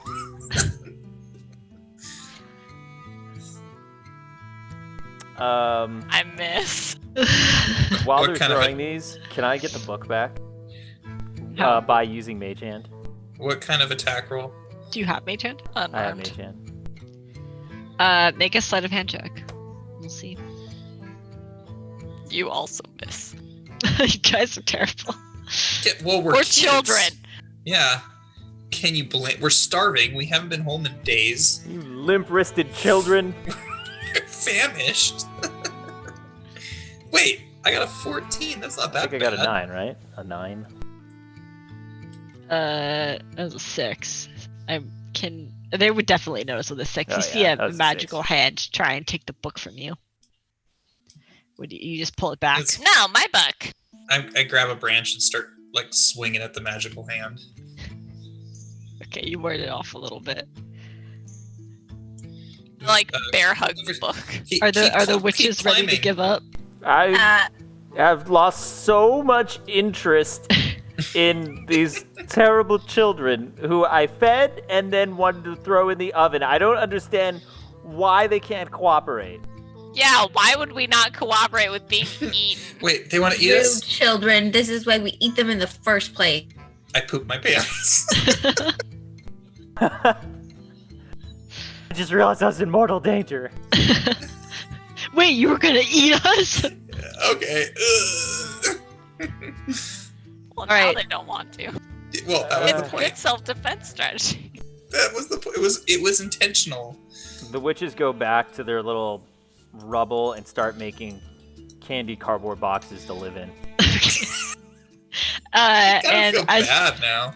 as the witches give up, you guys hear a booming voice in the sky once again. That was a little satisfying this time, but they can't all be winners. How about you more magic? Here we go. And in front of both of you, a great orb of white light starts to form, and you all can talk with each other for a few moments. Oh, You guys As are trying yourselves. to eat us. Am I Hey, actually guys. still hurt? what if Yes, you are still hurt. I Guys, think Guys, I'm still hurt. So when we're getting hurt, and What Heal is that yourself. smell? we're really Smells getting hurt, awful. we need to be more careful. Oh, I poop myself. I quickly go behind a tree and change my underdrawers. That you with your spares you carry around. No, Yes. he makes them I'm out going- of candy. Does He's this wearing like happen these. often? I'm going commando. I bury the drawers. We need to do something with this book. I'm not sure what. It's either write in it, stab it, something. This book is what's Sounds like keeping it's the us story of bound. the Salamancer, right? Where, I think How he wants gets us his to name. know about him.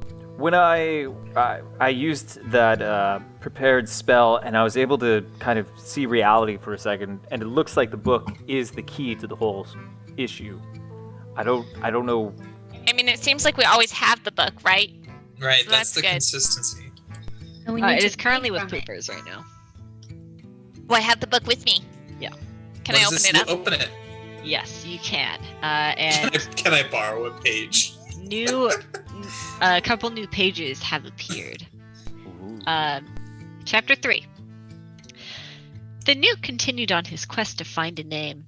Through heat and rain and snow he pressed on, but still he found nothing. One day as he was walking through the woods, the Newt smelled something very sweet in the air. His belly grumbled, for he had not eaten in a very long time, and he missed the juicy bugs from the peaceful little pond. The Newt followed the smell toward a lovely little cottage. He climbed up onto the windowsill and inside saw a witch brewing something in a great black cauldron. At first the newt was afraid, but the potion smelled so nice that he quickly forgot his fear. Excuse me. The newt called out through the open window. I've been, traveling pretty far here, and I'm really hungry. Would you mind sharing that? What you're cooking? The witch looked over at the newt in the window with surprise and then gave a grin. Why, of course, little one. A newt is just what I need. Come and have a taste. The witch picked up the newt and placed him on the edge of the cauldron. The newt looked down into the potion, which swirled with all sorts of wild colors and smells. Wow, thank you very much. This looks so good. Could I ask you for one more favor? I'm looking for a name. I don't have one and I really want one. The newt said as he leaned in to sip the brew. A name? The witch asked curiously. Why, names are very special things and carry very great power. The owls can fly because they know the name of the wind, and the worms can burrow because they know the name of the dirt. The blacksmiths of legend know the name of iron, and the fabled bards know the name of song. Finding your own name is no small task, little newt. It is far easier to become part of a name. The newt looked at the witch with some confusion. A part of a name? What does that mean? The witch smiled and showed all her crooked yellow teeth. Why, I know a name. The name of Potion. Isn't that a wonderful name? One you'd surely like to be part of. And the witch pushed the newt into the boiling potion. But the newt was a very good swimmer and spent many days swimming in the heat of the sun. He swam very quickly and pulled himself up the edge of the cauldron. The angry witch lunged at him to push him in once again, but the newt jumped out of the way. The witch crashed into the cauldron, which fell off its stand and spilled all over her as the newt crawled out of the cottage window. That's it. Oh my gosh, this poor little newt. Seems like the Salamancers had quite a story. But he has a name now, right? So that's good. I hope that it's a happy ending. Well, He seems like a happy fellow. Wants us to know how he got his name. I guess. Do we have a choice? I guess we have to just keep going. The story has to end, right? He has a name. I look up at, I guess, the sky. Salamancer, tell us the rest of your story. Hold on, let me think about that for a second. I'm pondering. There are some technical difficulties. We love stories just as much. Okay. Next story, here we go. Oh And no, then that's not what I meant. the blinding white light consumes all of you again. Erevier, you are in your well-traveled cart decorated with the likeness of poofers on the side in a glorious battle. And you are kind of like coming to your senses as it starts to spin wildly, and then you feel your stomach start to drop as if the entire cart is falling. You rush to the window and look outside, where you see that indeed you are spinning and falling, except no one else is here. It is just you in this terrible, terrifying drop into who knows what. And with a crash, the cart lands, and you hear a muffled scream that is quickly silenced. What do you do? I yell out, "Help! Is anyone there?" Outside, you hear some high-pitched muttering. Am I physically okay? Am I hurt or injured? You are fine, apart from the injury you've already sustained. Is my painting ruined? It is not. The cart is I not. tried crawling How's the out of the artwork? Should have cart. never brought the cart. What did you say? I tried crawling out of the cart. The muttering kind of quiets down, but like no one comes in. You hear them kind of pick up their conversation again outside.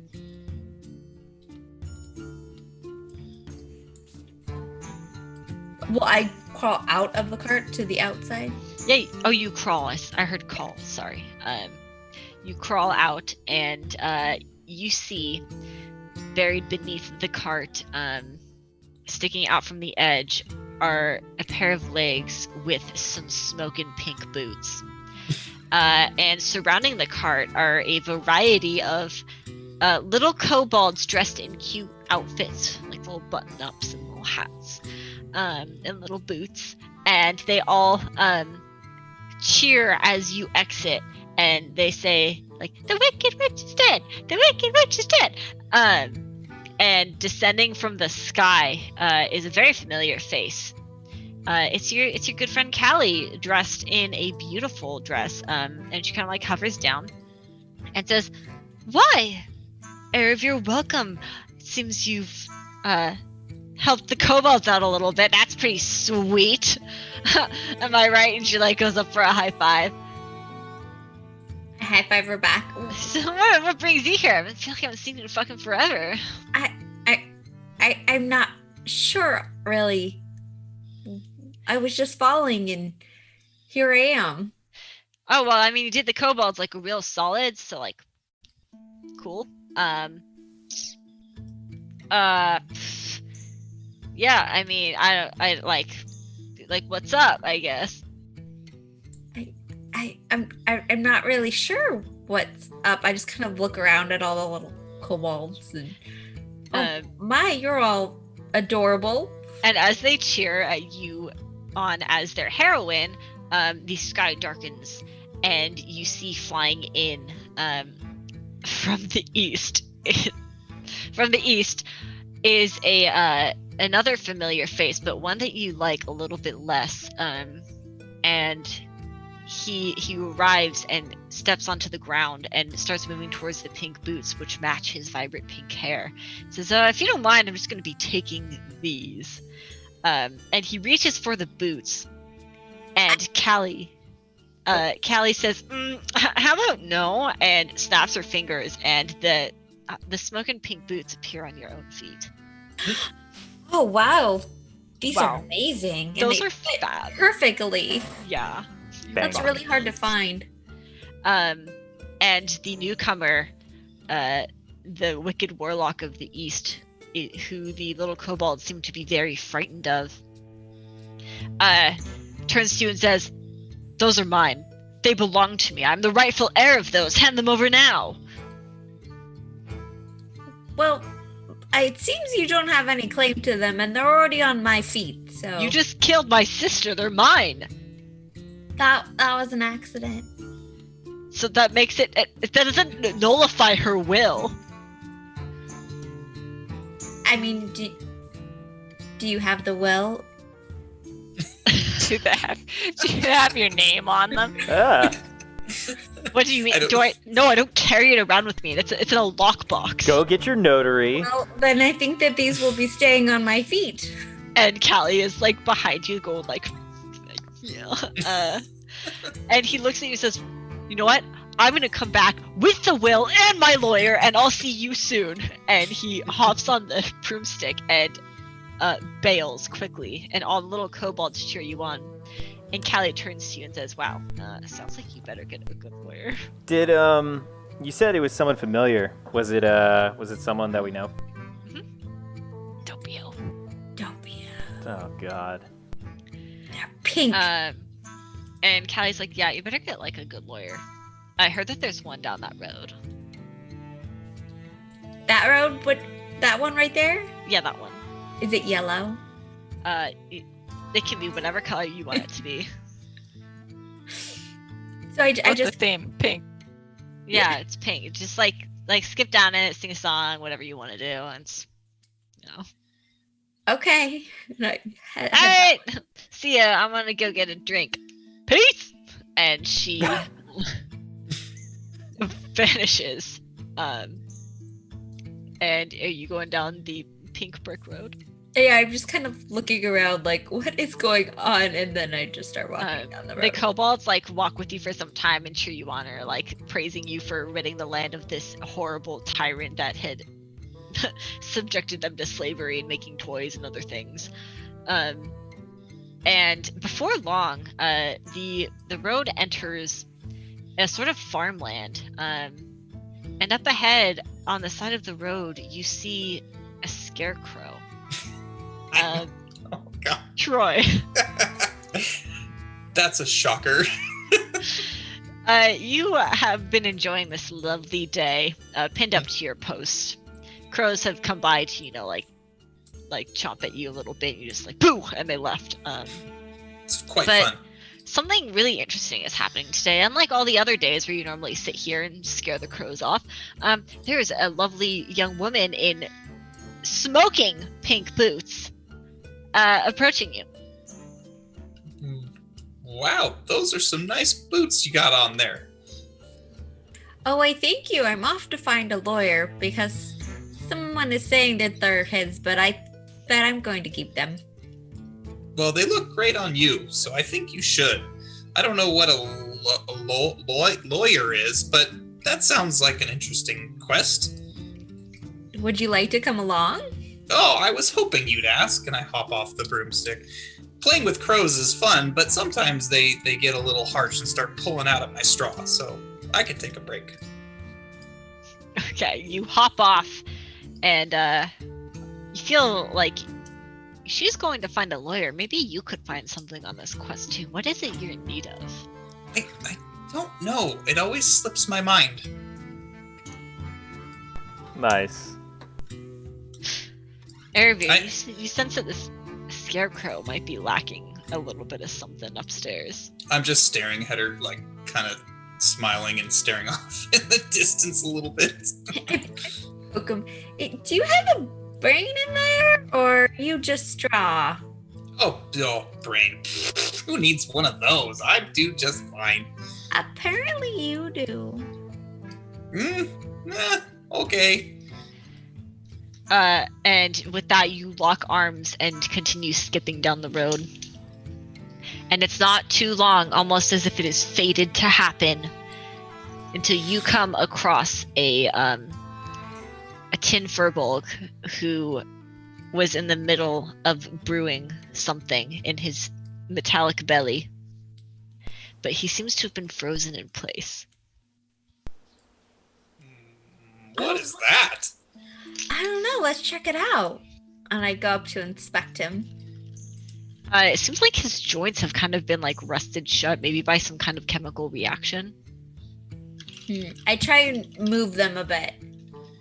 They move very painfully, which you do feel, Baron. This is a metal scarecrow? What? I'd like is to this? look around to see if there's anything near us. Nearby, there's a bottle of beer. It's open. I take a sip. It tastes a little like flat. Ugh, this is terrible. definitely not my flavor. Scarecrow, you want to try this? I don't. Me and liquids don't mix all that well, but maybe this thing? I don't know. I then pour a little in the Tin Mins. Exactly, and you suddenly find yourself recharged and ready to go, and you feel that you like move your joints really fast, and shake away the rust. Oh, thank you. I hadn't had Oh, you enough. scared me. You're a scarecrow scare. I'm more just of a distillery tin man. See, I actually, inside of my belly, I brew my own beer, and then I use it to sustain myself. But as you can see, it was over there, and I'm over here, and I got stuck. I only understood a third of what you just said.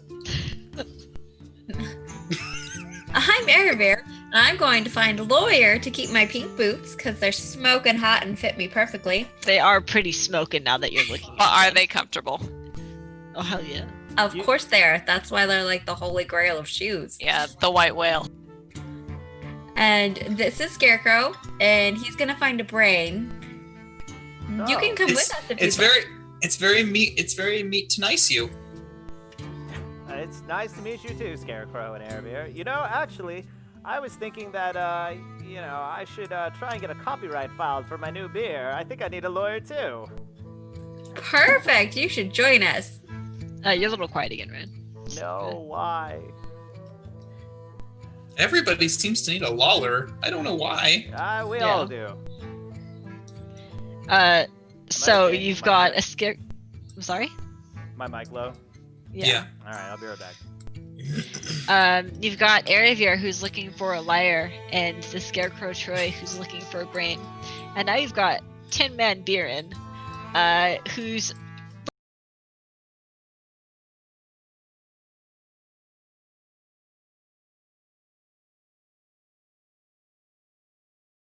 you guys lock arms and continue skipping down the pink brick road. And again, before long, you come across a furry creature who is pacing back and forth. Hello there. Oh God, what is that? And I do the whole cat arch thing, hair on my back sticking up. Like, who are you? What do you want? Oh, nice kitty. No. Whoa, those boots are banging. Oh, thank you. I'm Airbear. I'm going to find a lawyer so that I can keep my super awesome boots. This is Scarecrow. He's looking for a brain. This is Tin Man. He's, I think, looking for some heart for his beer or beer heart. I'm not really sure. But we're all going. What are you up to? Oh, I actually need a lawyer. I have these people that keep following me, and I mean, they're around every corner. They're constantly spying on me. I need somebody to protect my privacy. I'm totally down to go with you guys, as long as it's not, like, into the scary woods or anything like that, you know? Hey, Friendships and Flagons, thanks for raiding with a party of 13. Wow, thanks. Well, we're not going anywhere scary. I mean, we're just following this hot pink road. Oh. Yeah, it's kind of hard to miss. I mean, I'll follow anybody with those banging boots on, so let's go. And with that, you four lock arms and continue skipping down the bright pink road, straight into the dark, spooky woods. You continue to follow the road for what feels like hours, but kind of passes super fast, like someone got bored and is like fast forwarding through a movie kind of feel. And you see that this road is leading to a city up ahead. And in fact, you stop and look at a road sign, and it says, up ahead, the great city of Exeter, home to the marvelous wizard Shinebright. Oh, no. What yeah. does that sign say? Why do I I really- have an uncomfortable feeling about this? Guys, I don't know if I want to go in there. I've heard about this new face detection magic that they have, and I really don't want to be a part of that. I feel like I should be drinking more before we do this. But don't you all need those lollers? Dude, I really, really love these You boots. need a lawyer. Okay. All right. Fine. I can't read, but that sign's got to say something like "the circus this way." Let's go. Yeah, that's exactly what it says. That is indeed what it says. So you continue on toward Exeter, and as you grow close, the guards at the gates throw open the enormous gates and show you to the great green city of Exeter. The the floors are paved with green stones, and the walls are built with green bricks, and it just feels very green in here. Probably overdone a little bit, and you're starting to like kind of question the taste of this place. Hoopers is like walking with her hand over her face. All the people are also dressed in green, but like it's like St. Patrick's Day, but they just like went too far. Like, calm down. Pretty much everything is green. It's unsettling. And you stop and, pull over to talk to some of the townsfolk and figure out what this town has to offer for you. So, do you know where we can find a lawyer? Is there like a good lawyer around here? I'm not talking criminal defense attorney. I'm talking somebody who can go after people. You know. And a barn. Barn. A barn? Why do you Barn? need a barn? He needs a brain. Oh, yeah, that, yeah. Yeah, I agree with that. And, some help for this man here who clearly needs an education. No, just a brain. Just a brain. Well, green day to you folks. Well, yeah, of course, the best lawyer works for our great wizard Shinebright, of course. Yeah, he's right up the road if you keep going up. As for the school part, we're not big on that, but the great wizard Shenbright himself, he's quite an educated man. He runs the whole city. He planned it out, chose the color scheme, everything. He's a real great guy. You should go see him. Well, this grindshite fella sounds like a good guy. He's Oh my great. We gosh. love him. This guy's gonna get real annoying real fast. Okay, let's Oh, just yeah. keep going. Let's keep going before they catch us on camera. Have a green day. It's been great meeting you. Okay, goodbye. And you keep walking up the road toward what you can only assume is like the palace of the great wizard Shinebright. You arrive there soon after, and one of the green guards says, "Oh, green day to ya. What's your business here?" We need a lawyer. "Oh well, the great wizard Shinebright has the best lawyer in all these lands. Do you wish to seek audience with him?" I do. It's very important. She needs to keep her banging pink boots.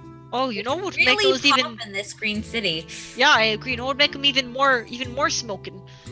They were green. Green's the great color. Well, I like the pink. It really pops. I mean, you're not gonna get a husband with that kind of thought process, but Whoa. even All right, even the let's go see. scarecrow's kind of You like. should go see the lawyer too. Okay, just come with us. and they let you in to this great chamber, and at the far end is a large floating green face that looks old, grumpy, and tired. It's got a projected green beard that kind of like goes onto the floor a little bit, and he says, "State your business." Why, yes, hello. I'm looking for a lawyer. I mean, we have some of those, but usually people come to see Shinebright for his great magical powers and like some sparks. Nah, we're Oh. just here for the lawyer. And a brain. You have a brain? I have many brains as long as you don't ask where they came from. Where did they come did from? they come from? Now I have none.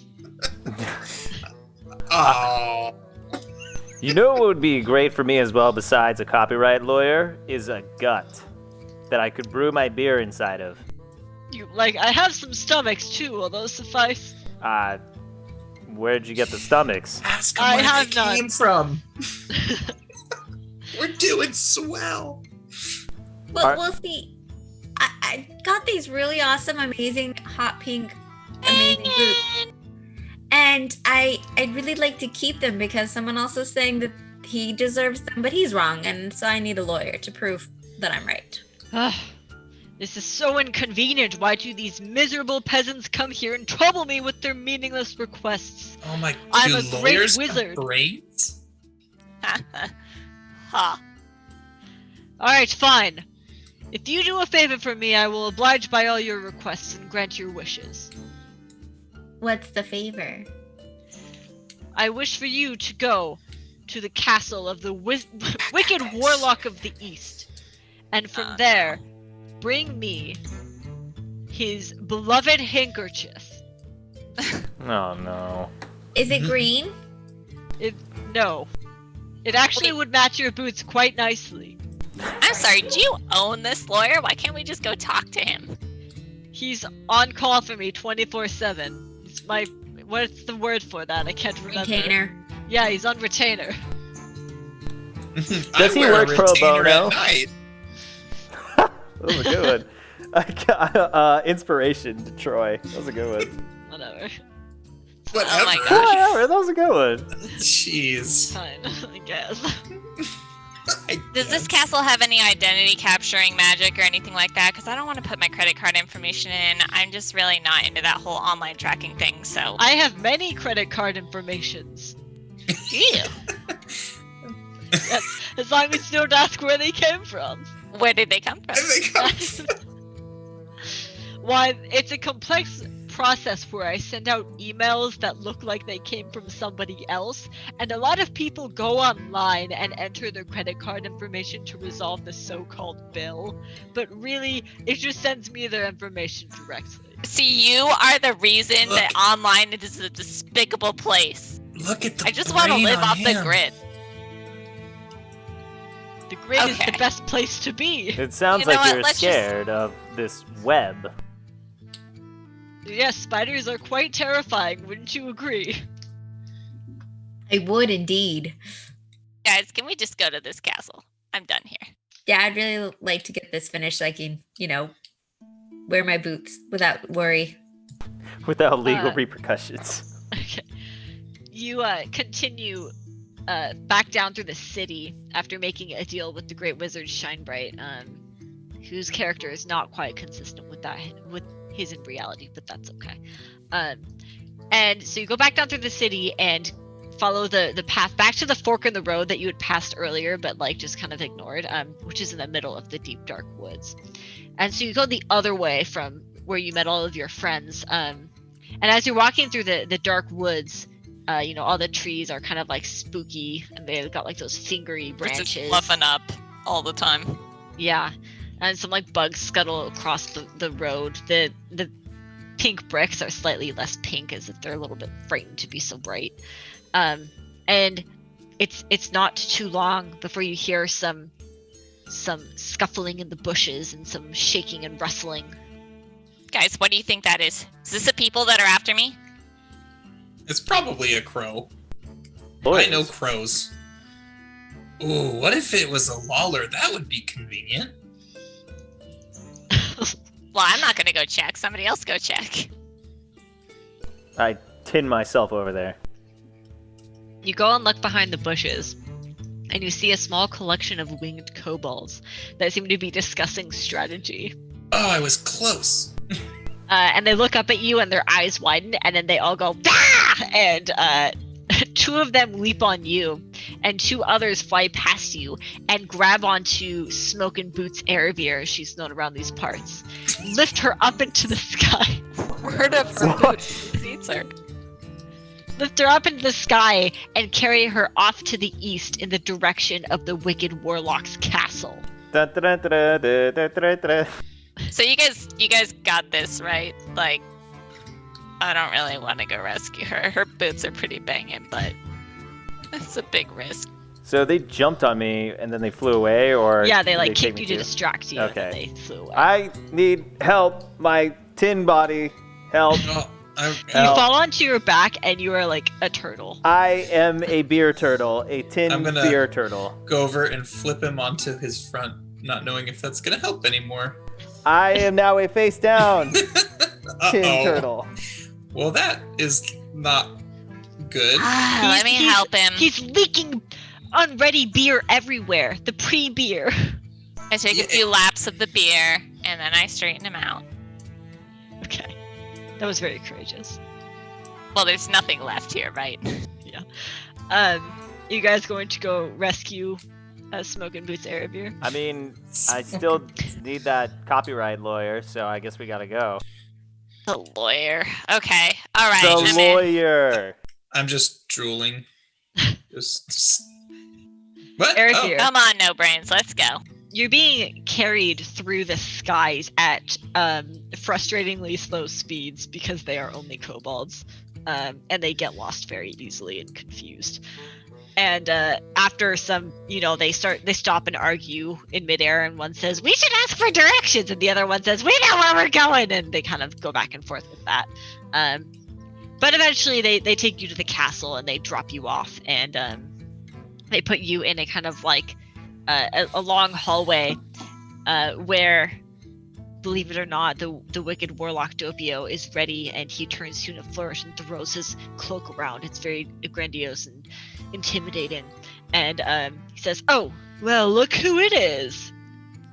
The lady who stole my boots." Can't steal something that's not yours. Well, Never mind. I am almost done going through my records, and I will find that will. Okay, but then they're mine and not yours, so thus I have not stolen anything. But they are indeed mine because they were left to me, and you've taken my property. But you don't have a piece of paper that says that they're yours. And I do have it. I just never haven't mentioned found it as yet. property. Who said it even exists? And you're bickering back Fighters, and forth. keepers, losers, weepers. You're arguing back and forth. Kind of the same points being made on both sides. And meanwhile, our other three party members have sprinted ahead and run and arrived at the gates of the outskirts of the eastern castle. First looks around for any kind of magic security. There are some kobolds like on patrol, but you've known kobolds in the past, and they are not the brightest creatures. I start walking towards them to ask for directions. Okay. Is anyone gonna stop him? No, let's just see what happens. All right. So you walk up and they say, "Intruder! The intruder!" And they kind of like I'm like, argue. where? Let's get him. Let's get him. But it's you. No, get him. Get the intruder. Let's go, guys. Okay. Come on. And Let's go get him. they both charge at you. No, At what? this point, I start running, and then I turn into like a barrel effect, so I can steamroll all the little flying monkeys. Can I get an athletics check for this or an acrobatics check? Sure.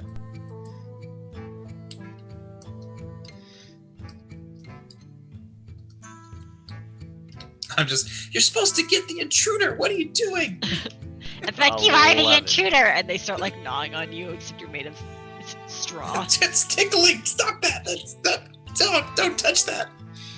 What was the roll? Athletics 11. Okay. So you indeed crash into all three of them and kind of flatten Scarecrow Troy a little bit, but you also knock the two kobold guards into the wall, and they seem to be like knocked out from the impact. Score one for the turtle. Oh yeah, good job, guys. Good job doing that. Thanks for doing all that work while I hid over here. Let's keep going. They didn't even tell me where to go. We go up into the castle, find the banging boots, get the lawyer, get out. Wow, you're so smart. I'm following you now.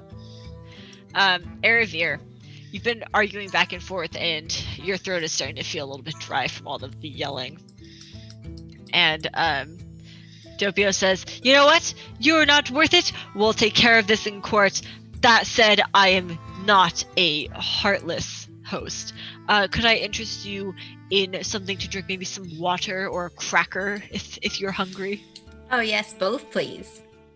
All right, and he snaps his finger, and some of the kobolds go to retrieve what he instructed as a cup of water and a cracker.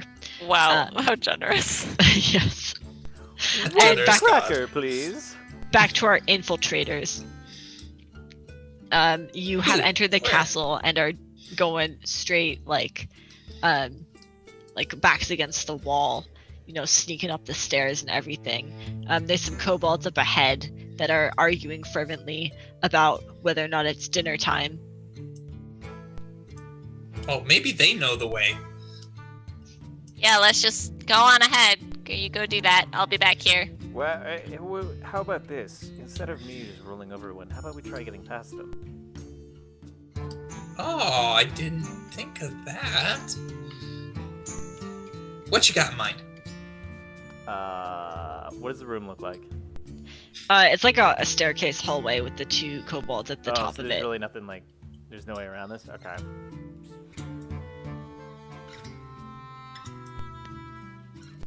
If we don't, I go up there's to them. always just crushing them. Yeah. You did that very well. Okay, when Poopers pushes the Tin Man on his side and then kicks him. I jump up and I'm like doing that whole like feet moving thing as he's rolling. Can I get an athletics check from Troy and Poopers then? this is what I was pretty much going to suggest anyways. Oh, thank God. 19. Well, your aim is on point. So you kick him over before he can complain and kick him forwards, and Troy hops on top, and his footwork is immaculate. And you crash into the two kobolds and quite literally crush them against the walls. Their wings look all broken and torn and everything. Aw. And you continue making your way up. You feel like you're getting close. Well, while we're running up there, I have like this little spigot on the side of my body, Yeah. and I take a taste test, and it's actually really good. I'm like, oh, I guess I need to do this more often. Yeah. Eravir, the kobolds arrive, and they have brought with them like one saltine cracker. And they don't quite seem to understand their request for water, so they brought an entire bucket of water with them. I take a bite of the cracker, and It's really stale. I have crumbs, so I go, "Oh, do you have a handkerchief or a napkin I could use?" Me? I don't know. I quite like this handkerchief. Why Well, don't I you just mean- borrow one of the kobolds, and then one of the kobolds like offers it to you?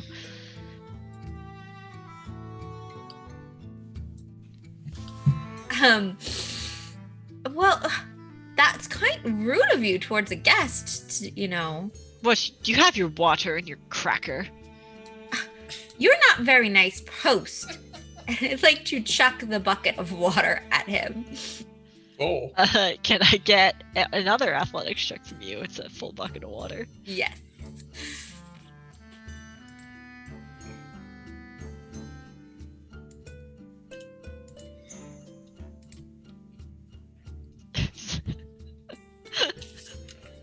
That's a 0 because I have a negative athletics.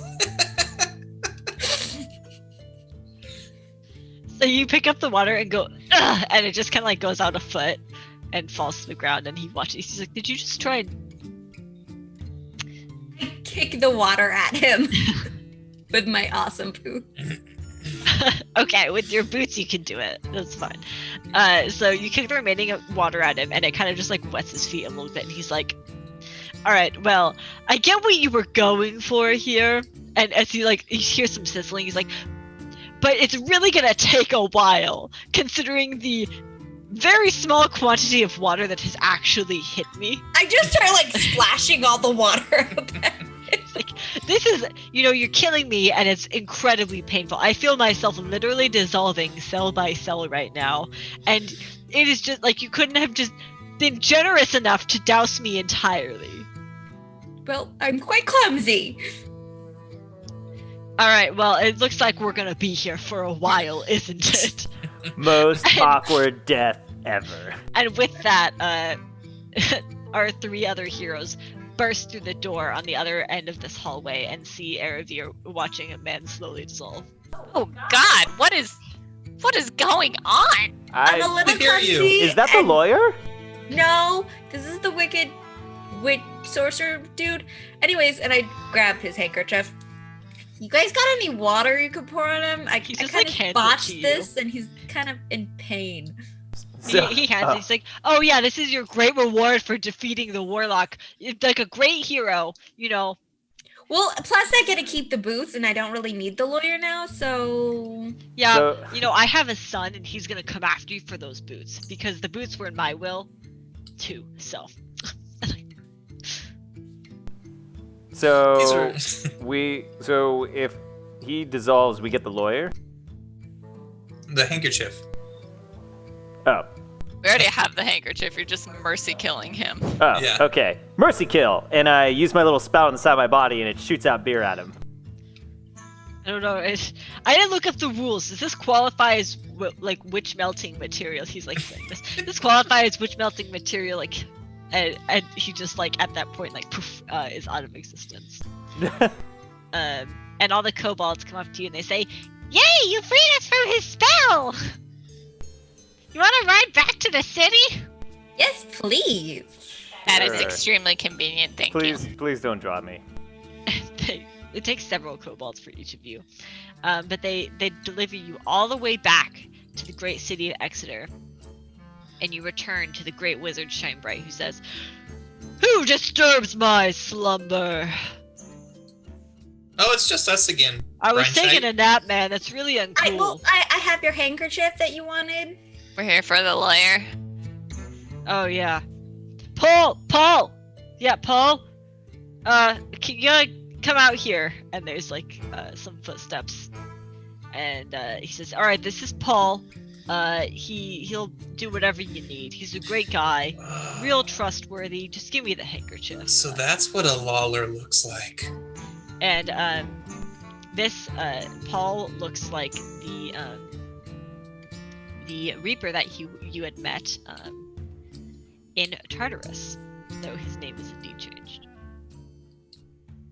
Wasn't it something Oh. simple like Ron or something? His Yeah. name was Ren, but his Ren. name is Paul here. His name is Ron. So, she needs to keep her banging boots, and I need to go after some people who are constantly spying on me and trying to get all my information. So, And he needs Go a ahead with brain, that. and he needs Something about his beer. All right, let's see what we can do. All right, the brain guy first.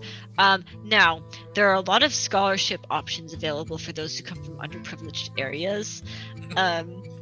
Apart from that, we can look at Mine some is like the underprivileged. I can see that. We can look at some different, like maybe you want to get your high school diploma first and then go to junior college or something. I can refer you to a career and education counselor, and we'll be sure to like make sure that your expenses are covered and everything.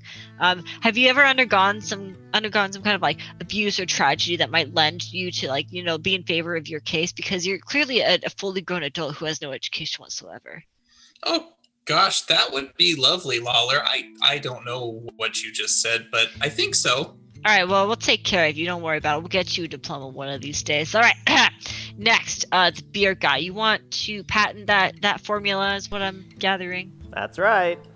Now, you understand that it is illegal to brew your own alcohol.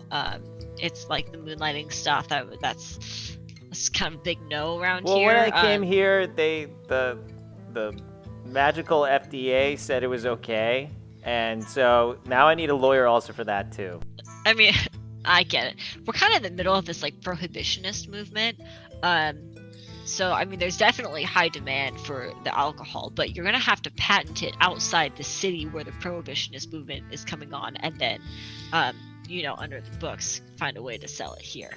I can help you get that done in another city, though. Does that work for you? That works for me. All right, the little one.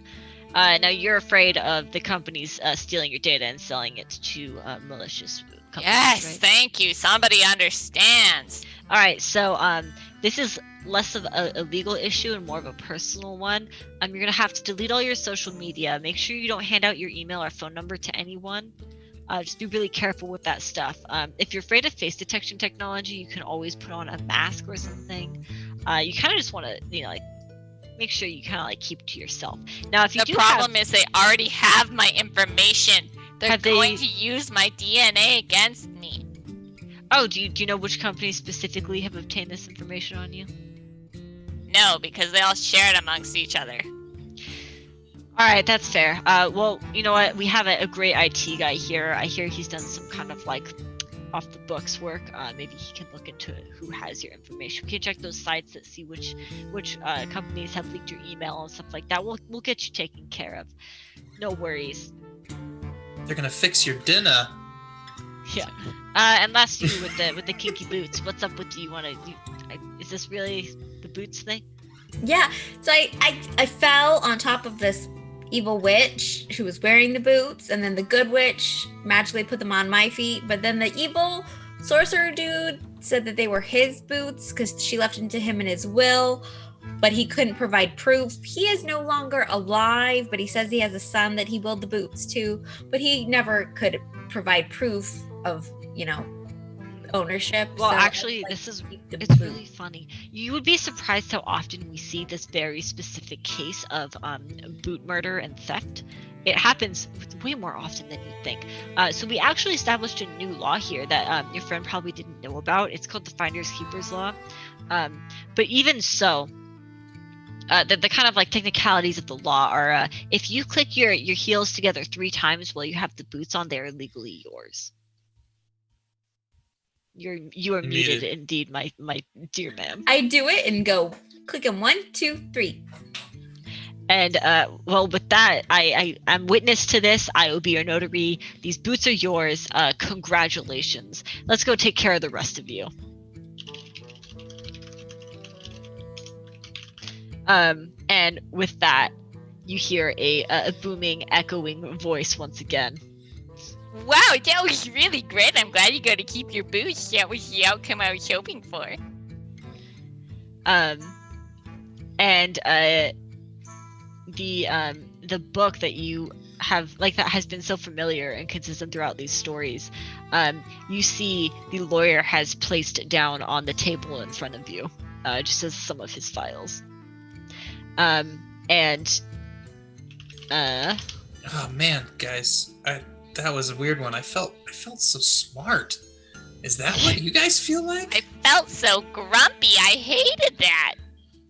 Guys, Where are my boots? I loved those boots. Those were some pretty nice boots, I have to admit. I was making beer inside of myself. I feel like you always have beer inside of yourself. I know. What's yeah. the difference? I have mixed Hey, feelings. you were making beer in you. Oh, no. Oh, Beer in. Boo. Thank you. I'll be here all week. You'll be here forever. I'll be here forever. Okay. So the white light, as before, is continuing to grow. The book is in front of you. You can continue talking whatever you want to. Does it say something in the book? Yeah, Let's open open the that. book. Let's open There that book. Open are indeed that new book. Pages. Let me grab this. I grabbed the book. I'll read this, guys. No.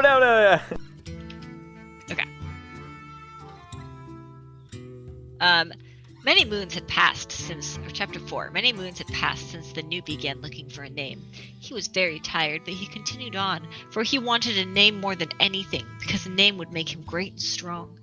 One day the Newt was traveling down a road through the desert. Up ahead he saw a campfire. The Newt licked his dry lips, and he missed the sweet waters of the peaceful little pond. The Newt walked up to the campfire, where he saw 3 wizards sitting and talking.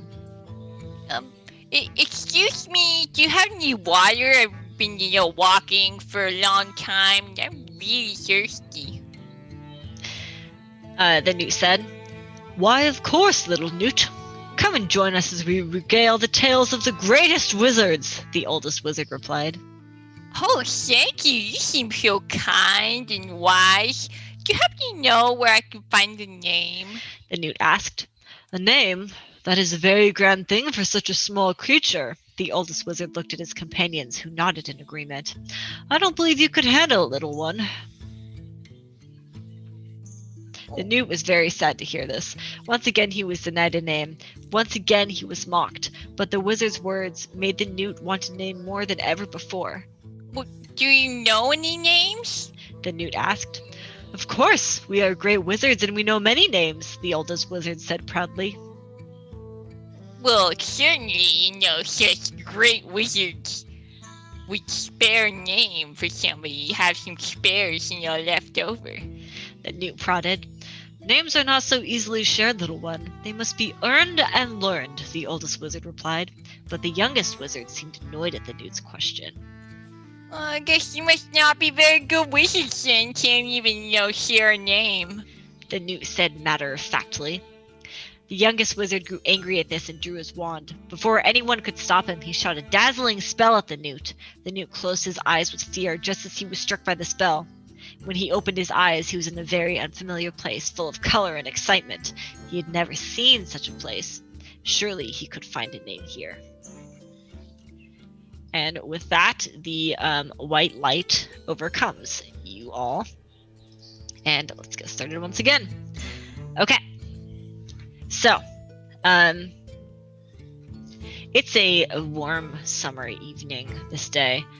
And Aravir, you've been walking through the woods for quite a long time. You just came back from a nice picnic and maybe you're a little lost, but you're feeling really very tired, like you could use a good nap. You're not sure you can make it home in time or even find your way. And you come across a cute little cottage. I would like to walk up to the cottage. You go in the cottage, and inside there are 3 bowls laid out on a table that are full of porridge. I go to One is very large, and one is medium sized, and one is very small. I go to the biggest bowl because I am very hungry and take a bite. You take a bite of the large bowl of porridge, and wow, it is just far too hot. It burns your tongue. I then try the medium-sized bowl. You take the taste of the porridge from the second bowl, and it's just cold, like it's been sitting out for way too long.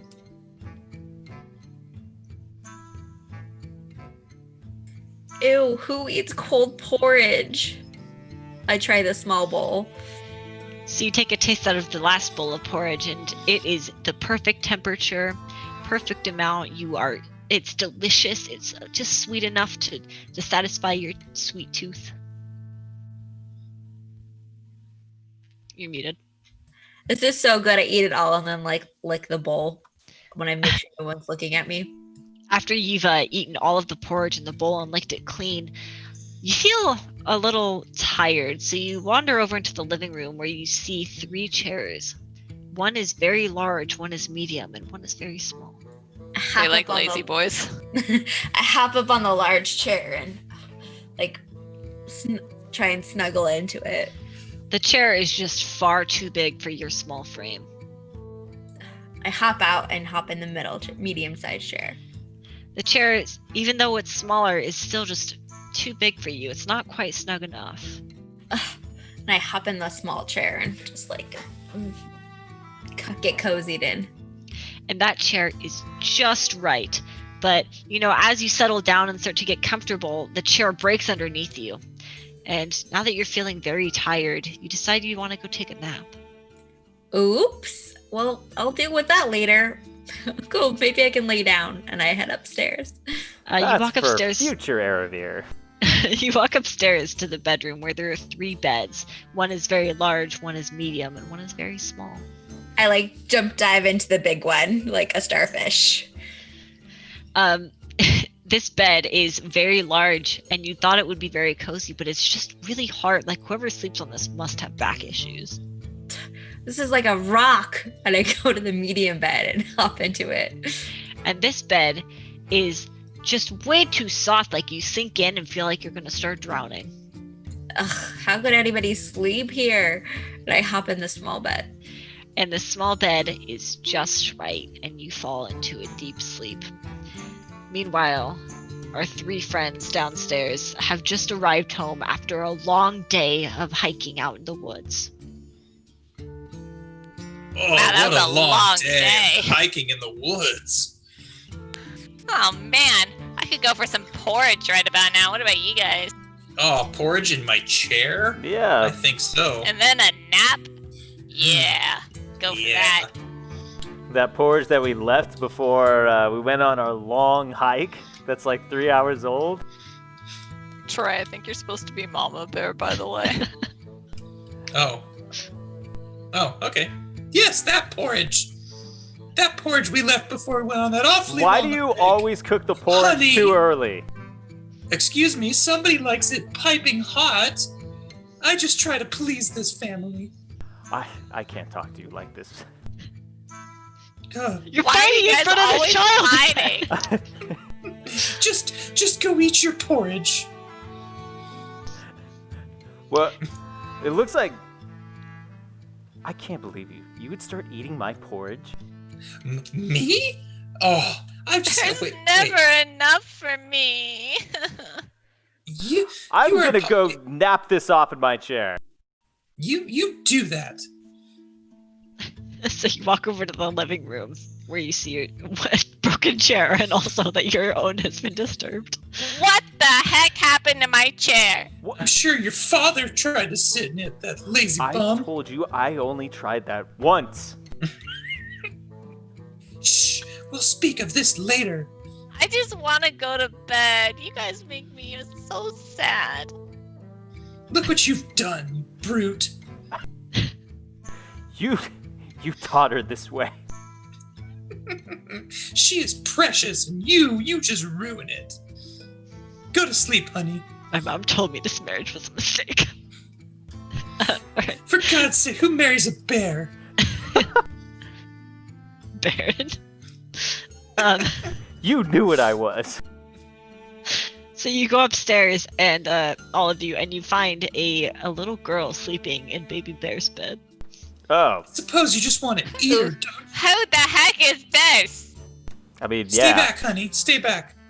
Well, deal with this. Nice. Huh. Hey. Hey. Get the heck out my bed, lady. Wherever you wake up, I surrounded actually by forget bear. how the story ends. Do we eat her? How do you want it to I end? think we eat her. I wake up and I'm like, oh, uh-oh. So hi. Hi.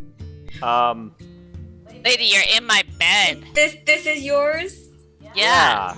I'm really, really sorry. I was been out in the woods for like days and lost, and I was I just washed the sheets, for God's sakes. I was hungry and tired, and I found this place, and nobody was home. And you're human all over my sheets. I'm so sorry. I'll Gross. just be going. Honey, are you just gonna let her do I this? think we need to call the cops, right? Maybe lock her in the barn until then. Sure. Just throw it on somebody else, like I always. hope you have a good lawyer, lady. Lawler. Who's you know, calling? Who's Just calling? like taking care of to it. I try don't need and to like navigate. sneak out. Can you make a stealth check? Yeah. Who's calling the bear cops? Little bear, go call the cops. I'll dial 911. It's a 16 stealth. Papa Bear definitely sees that. The other two can roll perception. Where are checks you if they want going? to. I start to run downstairs. I'm gonna grab our Goldie beer.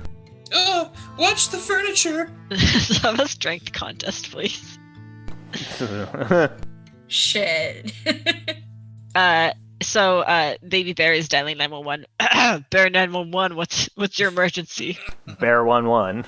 There's a lady in my house and she slept in my bed and my parents are always fighting. I actually win 15-5. Did you lose that? I have a -1 straight. So she's able to pull herself free from your grasp. Is anyone else going to try and stop her? And I'm running. Move Maybe your Bear's just lazy crying on the butt. phone at this point. We'll send someone out right away. Okay, please hurry. Okay. Is anyone trying to stop Goldavir? Go. I mean, I get failed. her now. I mean, if you gave me more confidence, I might have been able to have grabbed her. Ervir rushes out of the house and down the path. About 10 minutes later, you get a knock on the door. Hello. Baby Bear just opens it, fully sobbing. There's two bear cops. They just got like a hat Bear on and like cops. a belt. They Do say, they have pants? I feel like they only wear cop Yeah. shirts. Winnie the no, Pooh for sure. yeah. And they walk in. They say, we were contacted about a public or a domestic disturbance. My And what else? parents are always yelling, and there was a strange lady in the bed, and then my mom and dad got in a big fight. And the two bear cops look at each other and like, your parents usually summon strange ladies to come visit you in your bed. No, it was the a, first time it's happened. it was a forced entry, and then a vandalism. You should be looking for that gold-haired child. A menace. Public ones.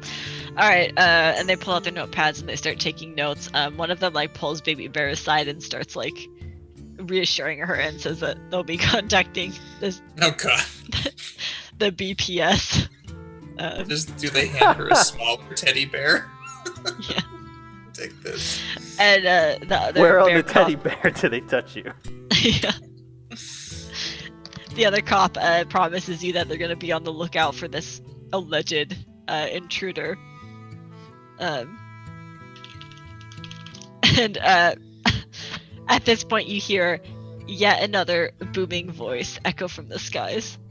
You know, three of these stories are supposed to end with somebody being eaten, but none of them did. And you know what? It's okay. It was fun to watch anyway. Magic.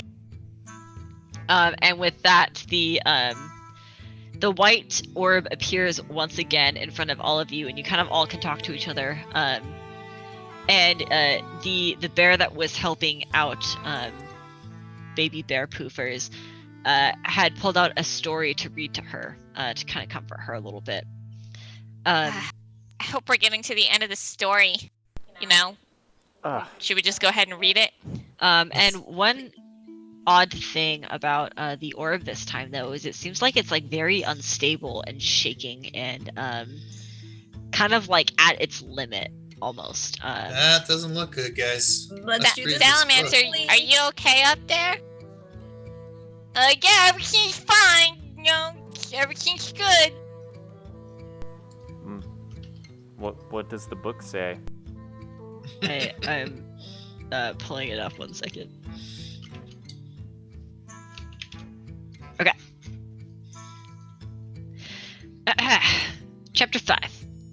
The Newt walked through the strange and wonderful land and saw many strange and wonderful things, but still he did not see a name. One day he was walking through the strange and wonderful woods when he came across a fat caterpillar. Mr. Caterpillar, where are we? The Newt asked the caterpillar. This is the land of magic, of course, the caterpillar replied as he took a large bite out of a big blue leaf. Magic? I knew a magical wizard once. He knew a whole lot of names. You think I could find a name here? The Newt asked. This is the birthplace of names, of course, the caterpillar replied through a mouthful of leaf. That's very exciting. The Newt grew very excited at this news and ran off to go find his name. Before long, the Newt happened upon a peaceful little pond where fairies danced and played upon the waters. The Newt suddenly missed the playful days he had with his friends at the peaceful little pond. Hello there. I'm looking for a name, and I heard this is a good place to find one. Could you give me some directions to the name store? The Newt asked. A name? Why would you want one of those? A dancing fairy asked. So I can be strong and, set apart and be somebody special. So I'll be known and I can go on to have big adventures. The Newt replied confidently. Well, why would you want all of that when you can just eat and swim and play and nap all day with your friends and family? The dancing fairy asked. At this, the Newt felt a sad longing in his heart, and he missed the ease and fun of the peaceful little pond. But still, burning brighter than the darkness of that sorrow was the Newt's desperation for a name. A name surely must be worth all of this sadness. I still have that. I can go back and have that after I get a name. You'll still love me, maybe even more if I have a name. The Newt answered. Well, if that's truly what you want, then go ahead and take a swim. The waters here are the source of all magic, but be careful because they're also very mischievous. That's why we dance with them but never dip, the fairy replied. The Newt excitedly jumped into the pond and began to swim about. The waters were warm and sweet and seemed to soothe his tired body and ease his tired mind. The Newt closed his eyes and dipped beneath the surface, letting the warm water wrap all around him. And when he surfaced, the Newt finally had a name. And he knew many names, but the strongest of them was magic. The Newt made his way to the shore and thanked the fairies. Did you find your name then, mister? The dancing fairy asked. Yeah, I did. It's a great name. I learned a whole bunch of names, actually. The Newt replied. What is your name then, mister? The dancing fairy asked. I'm going to save it. I'm going to save it, and I'm going to keep it for my friends and my family and go back. The Newt replied, apologetically, allegedly. The dancing fairy smiled and waved farewell as the Newt that knew the name of magic called upon this name and asked it to bring him home. With the blink of an eye, the Newt was back at the peaceful little pond. He looked around excitedly for his friends and family so that he may share his new and wonderful name with them. But the peaceful little pond had changed in the long time the Newt had been gone. The waters had dried up and the plants had grown tall and cast shadows over the sunning rocks. The juicy bugs that had buzzed around so lazily buzzed no longer. At last the Newt had found a name, but there was no longer anyone around to call him by it. And what a shame, for it was such a wonderful name. And that's the end. Oh my gosh. That is a horrible tragedy. I should take this as the inspiration for my next play. Salamancer, the tragedy. A tragedy. That's awful. Mr. Salamancer, we know your name now. We can be your friends and we can use your name. Clicky, clicky, clicky. But how do you know my name? Well, we asked for it. Talk faster. Sure, as fast as I can. Hold on, I gotta think about this. Hold on. This is a very long response. You can take a minute. Decide. It took you that long. My little lizard brain can only move so fast. You never asked for my name. I just told you. I'm telling you right now, you check that VOD. I asked for a name. Did you ask for it? Yeah, Yes. I killed your narrative. No, you didn't. I definitely asked. Oh, maybe you 100%. did ask for it. I'm trying to remember here for a second. Hold on. That was a while ago. That was like 4 stories back. Yeah. Oh, that's okay. It doesn't matter. More stories. Here we go. Hey, no. What? Can't we just be out? Yeah. Let's be out and be friends. What is your name? You guys don't like the story? What about my story? Well, it's a very good story. I think, it would also be nice if you just told it to us and we could hang out where we were before. We have so many stories we could tell you. We've had so many adventures that make up wonderful stories, but we can't do it from within here. And we have a jingly tune for it too. We just learned it. You guys don't know my story at all. My favorite story is actually the one about that newt, but thank goodness that guy's not me, because I'm a salamander. Oh. Okay. Didn't you guys get that from my name, Salamander? I guess I didn't put those two together. Just giving you guys a book, get my best friend the newt. He's a good story, What? Do we ever find out the name of the newt? The Newtomancer? Actually, no. I don't remember. Can you bring me the book back? Yeah, sure. I mean, can you let us out? We would definitely like to give you that book back. We just need a way to do it. Okay, hold on. Wait a second. Hold on. Let me get us out of here. And the very unstable ball of white energy is going absolutely bonkers and wild. And the voice of the salamander seems not concerned, but like he's putting a lot of effort into this. As it kind of like grows and grows, but it's not like that like nice, transitional movement. It's very like erratic, like it's gonna explode soon. And it does quite literally explode into a full, just all-encompassing bath of white light. And when you open your eyes again, you find yourselves on a sort of like what can only be described as a set of floating islands or rocks. And the largest of them has a beautiful rainbow pond in the center, which matches the completely rainbow, overwhelmingly bright void around you that is Bruce just surrounding sits down with huge eyes. She's like, I love it here. Guys, I don't know if I can leave. that is surrounding these floating islands. And above the pond, floating around in a circle, with magic going off uncontrollably around him, is the salamander.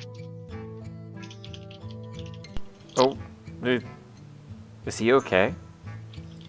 Does he look like he's okay? I don't He think does so. not look okay, but he doesn't have a look of concern on his face either. But it's pretty obvious that something has to be done here.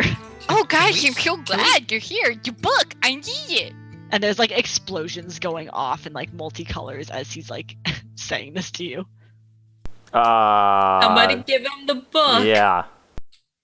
And as you kind of like take a step forward to hand him the book, the magic around him goes further and further out of control, and you start to see beasts and creatures materialize out of pure magic essence. And next time, we're gonna have a fight. But for now, Oh, snap. You guys ready for some magic? We're gonna do some magic next time. Yeah, it depends on the kind of magic. This all seems a little The best extra. kind. Magic. and for clarity, it does not seem like he is intentionally doing this. Oh, God. So, yes. Thanks for rating us, our friends over at Madbird Streams. Yeah, thank Looking you. at you, Coffee. All right, that is where we're gonna call it tonight. You Next caught time. us right at the end, though. Yeah, I know. It's okay. How sad. It's okay. to fight the Salamancer next time, which will be an interesting fight to say the least. And yeah, thanks for tuning in, everyone. Cool. All right. Hey. See you guys next Sunday. Thanks for popping in. Yeah. Bye, guys. Yeah, sorry. See ya. See you guys. See you next Sunday.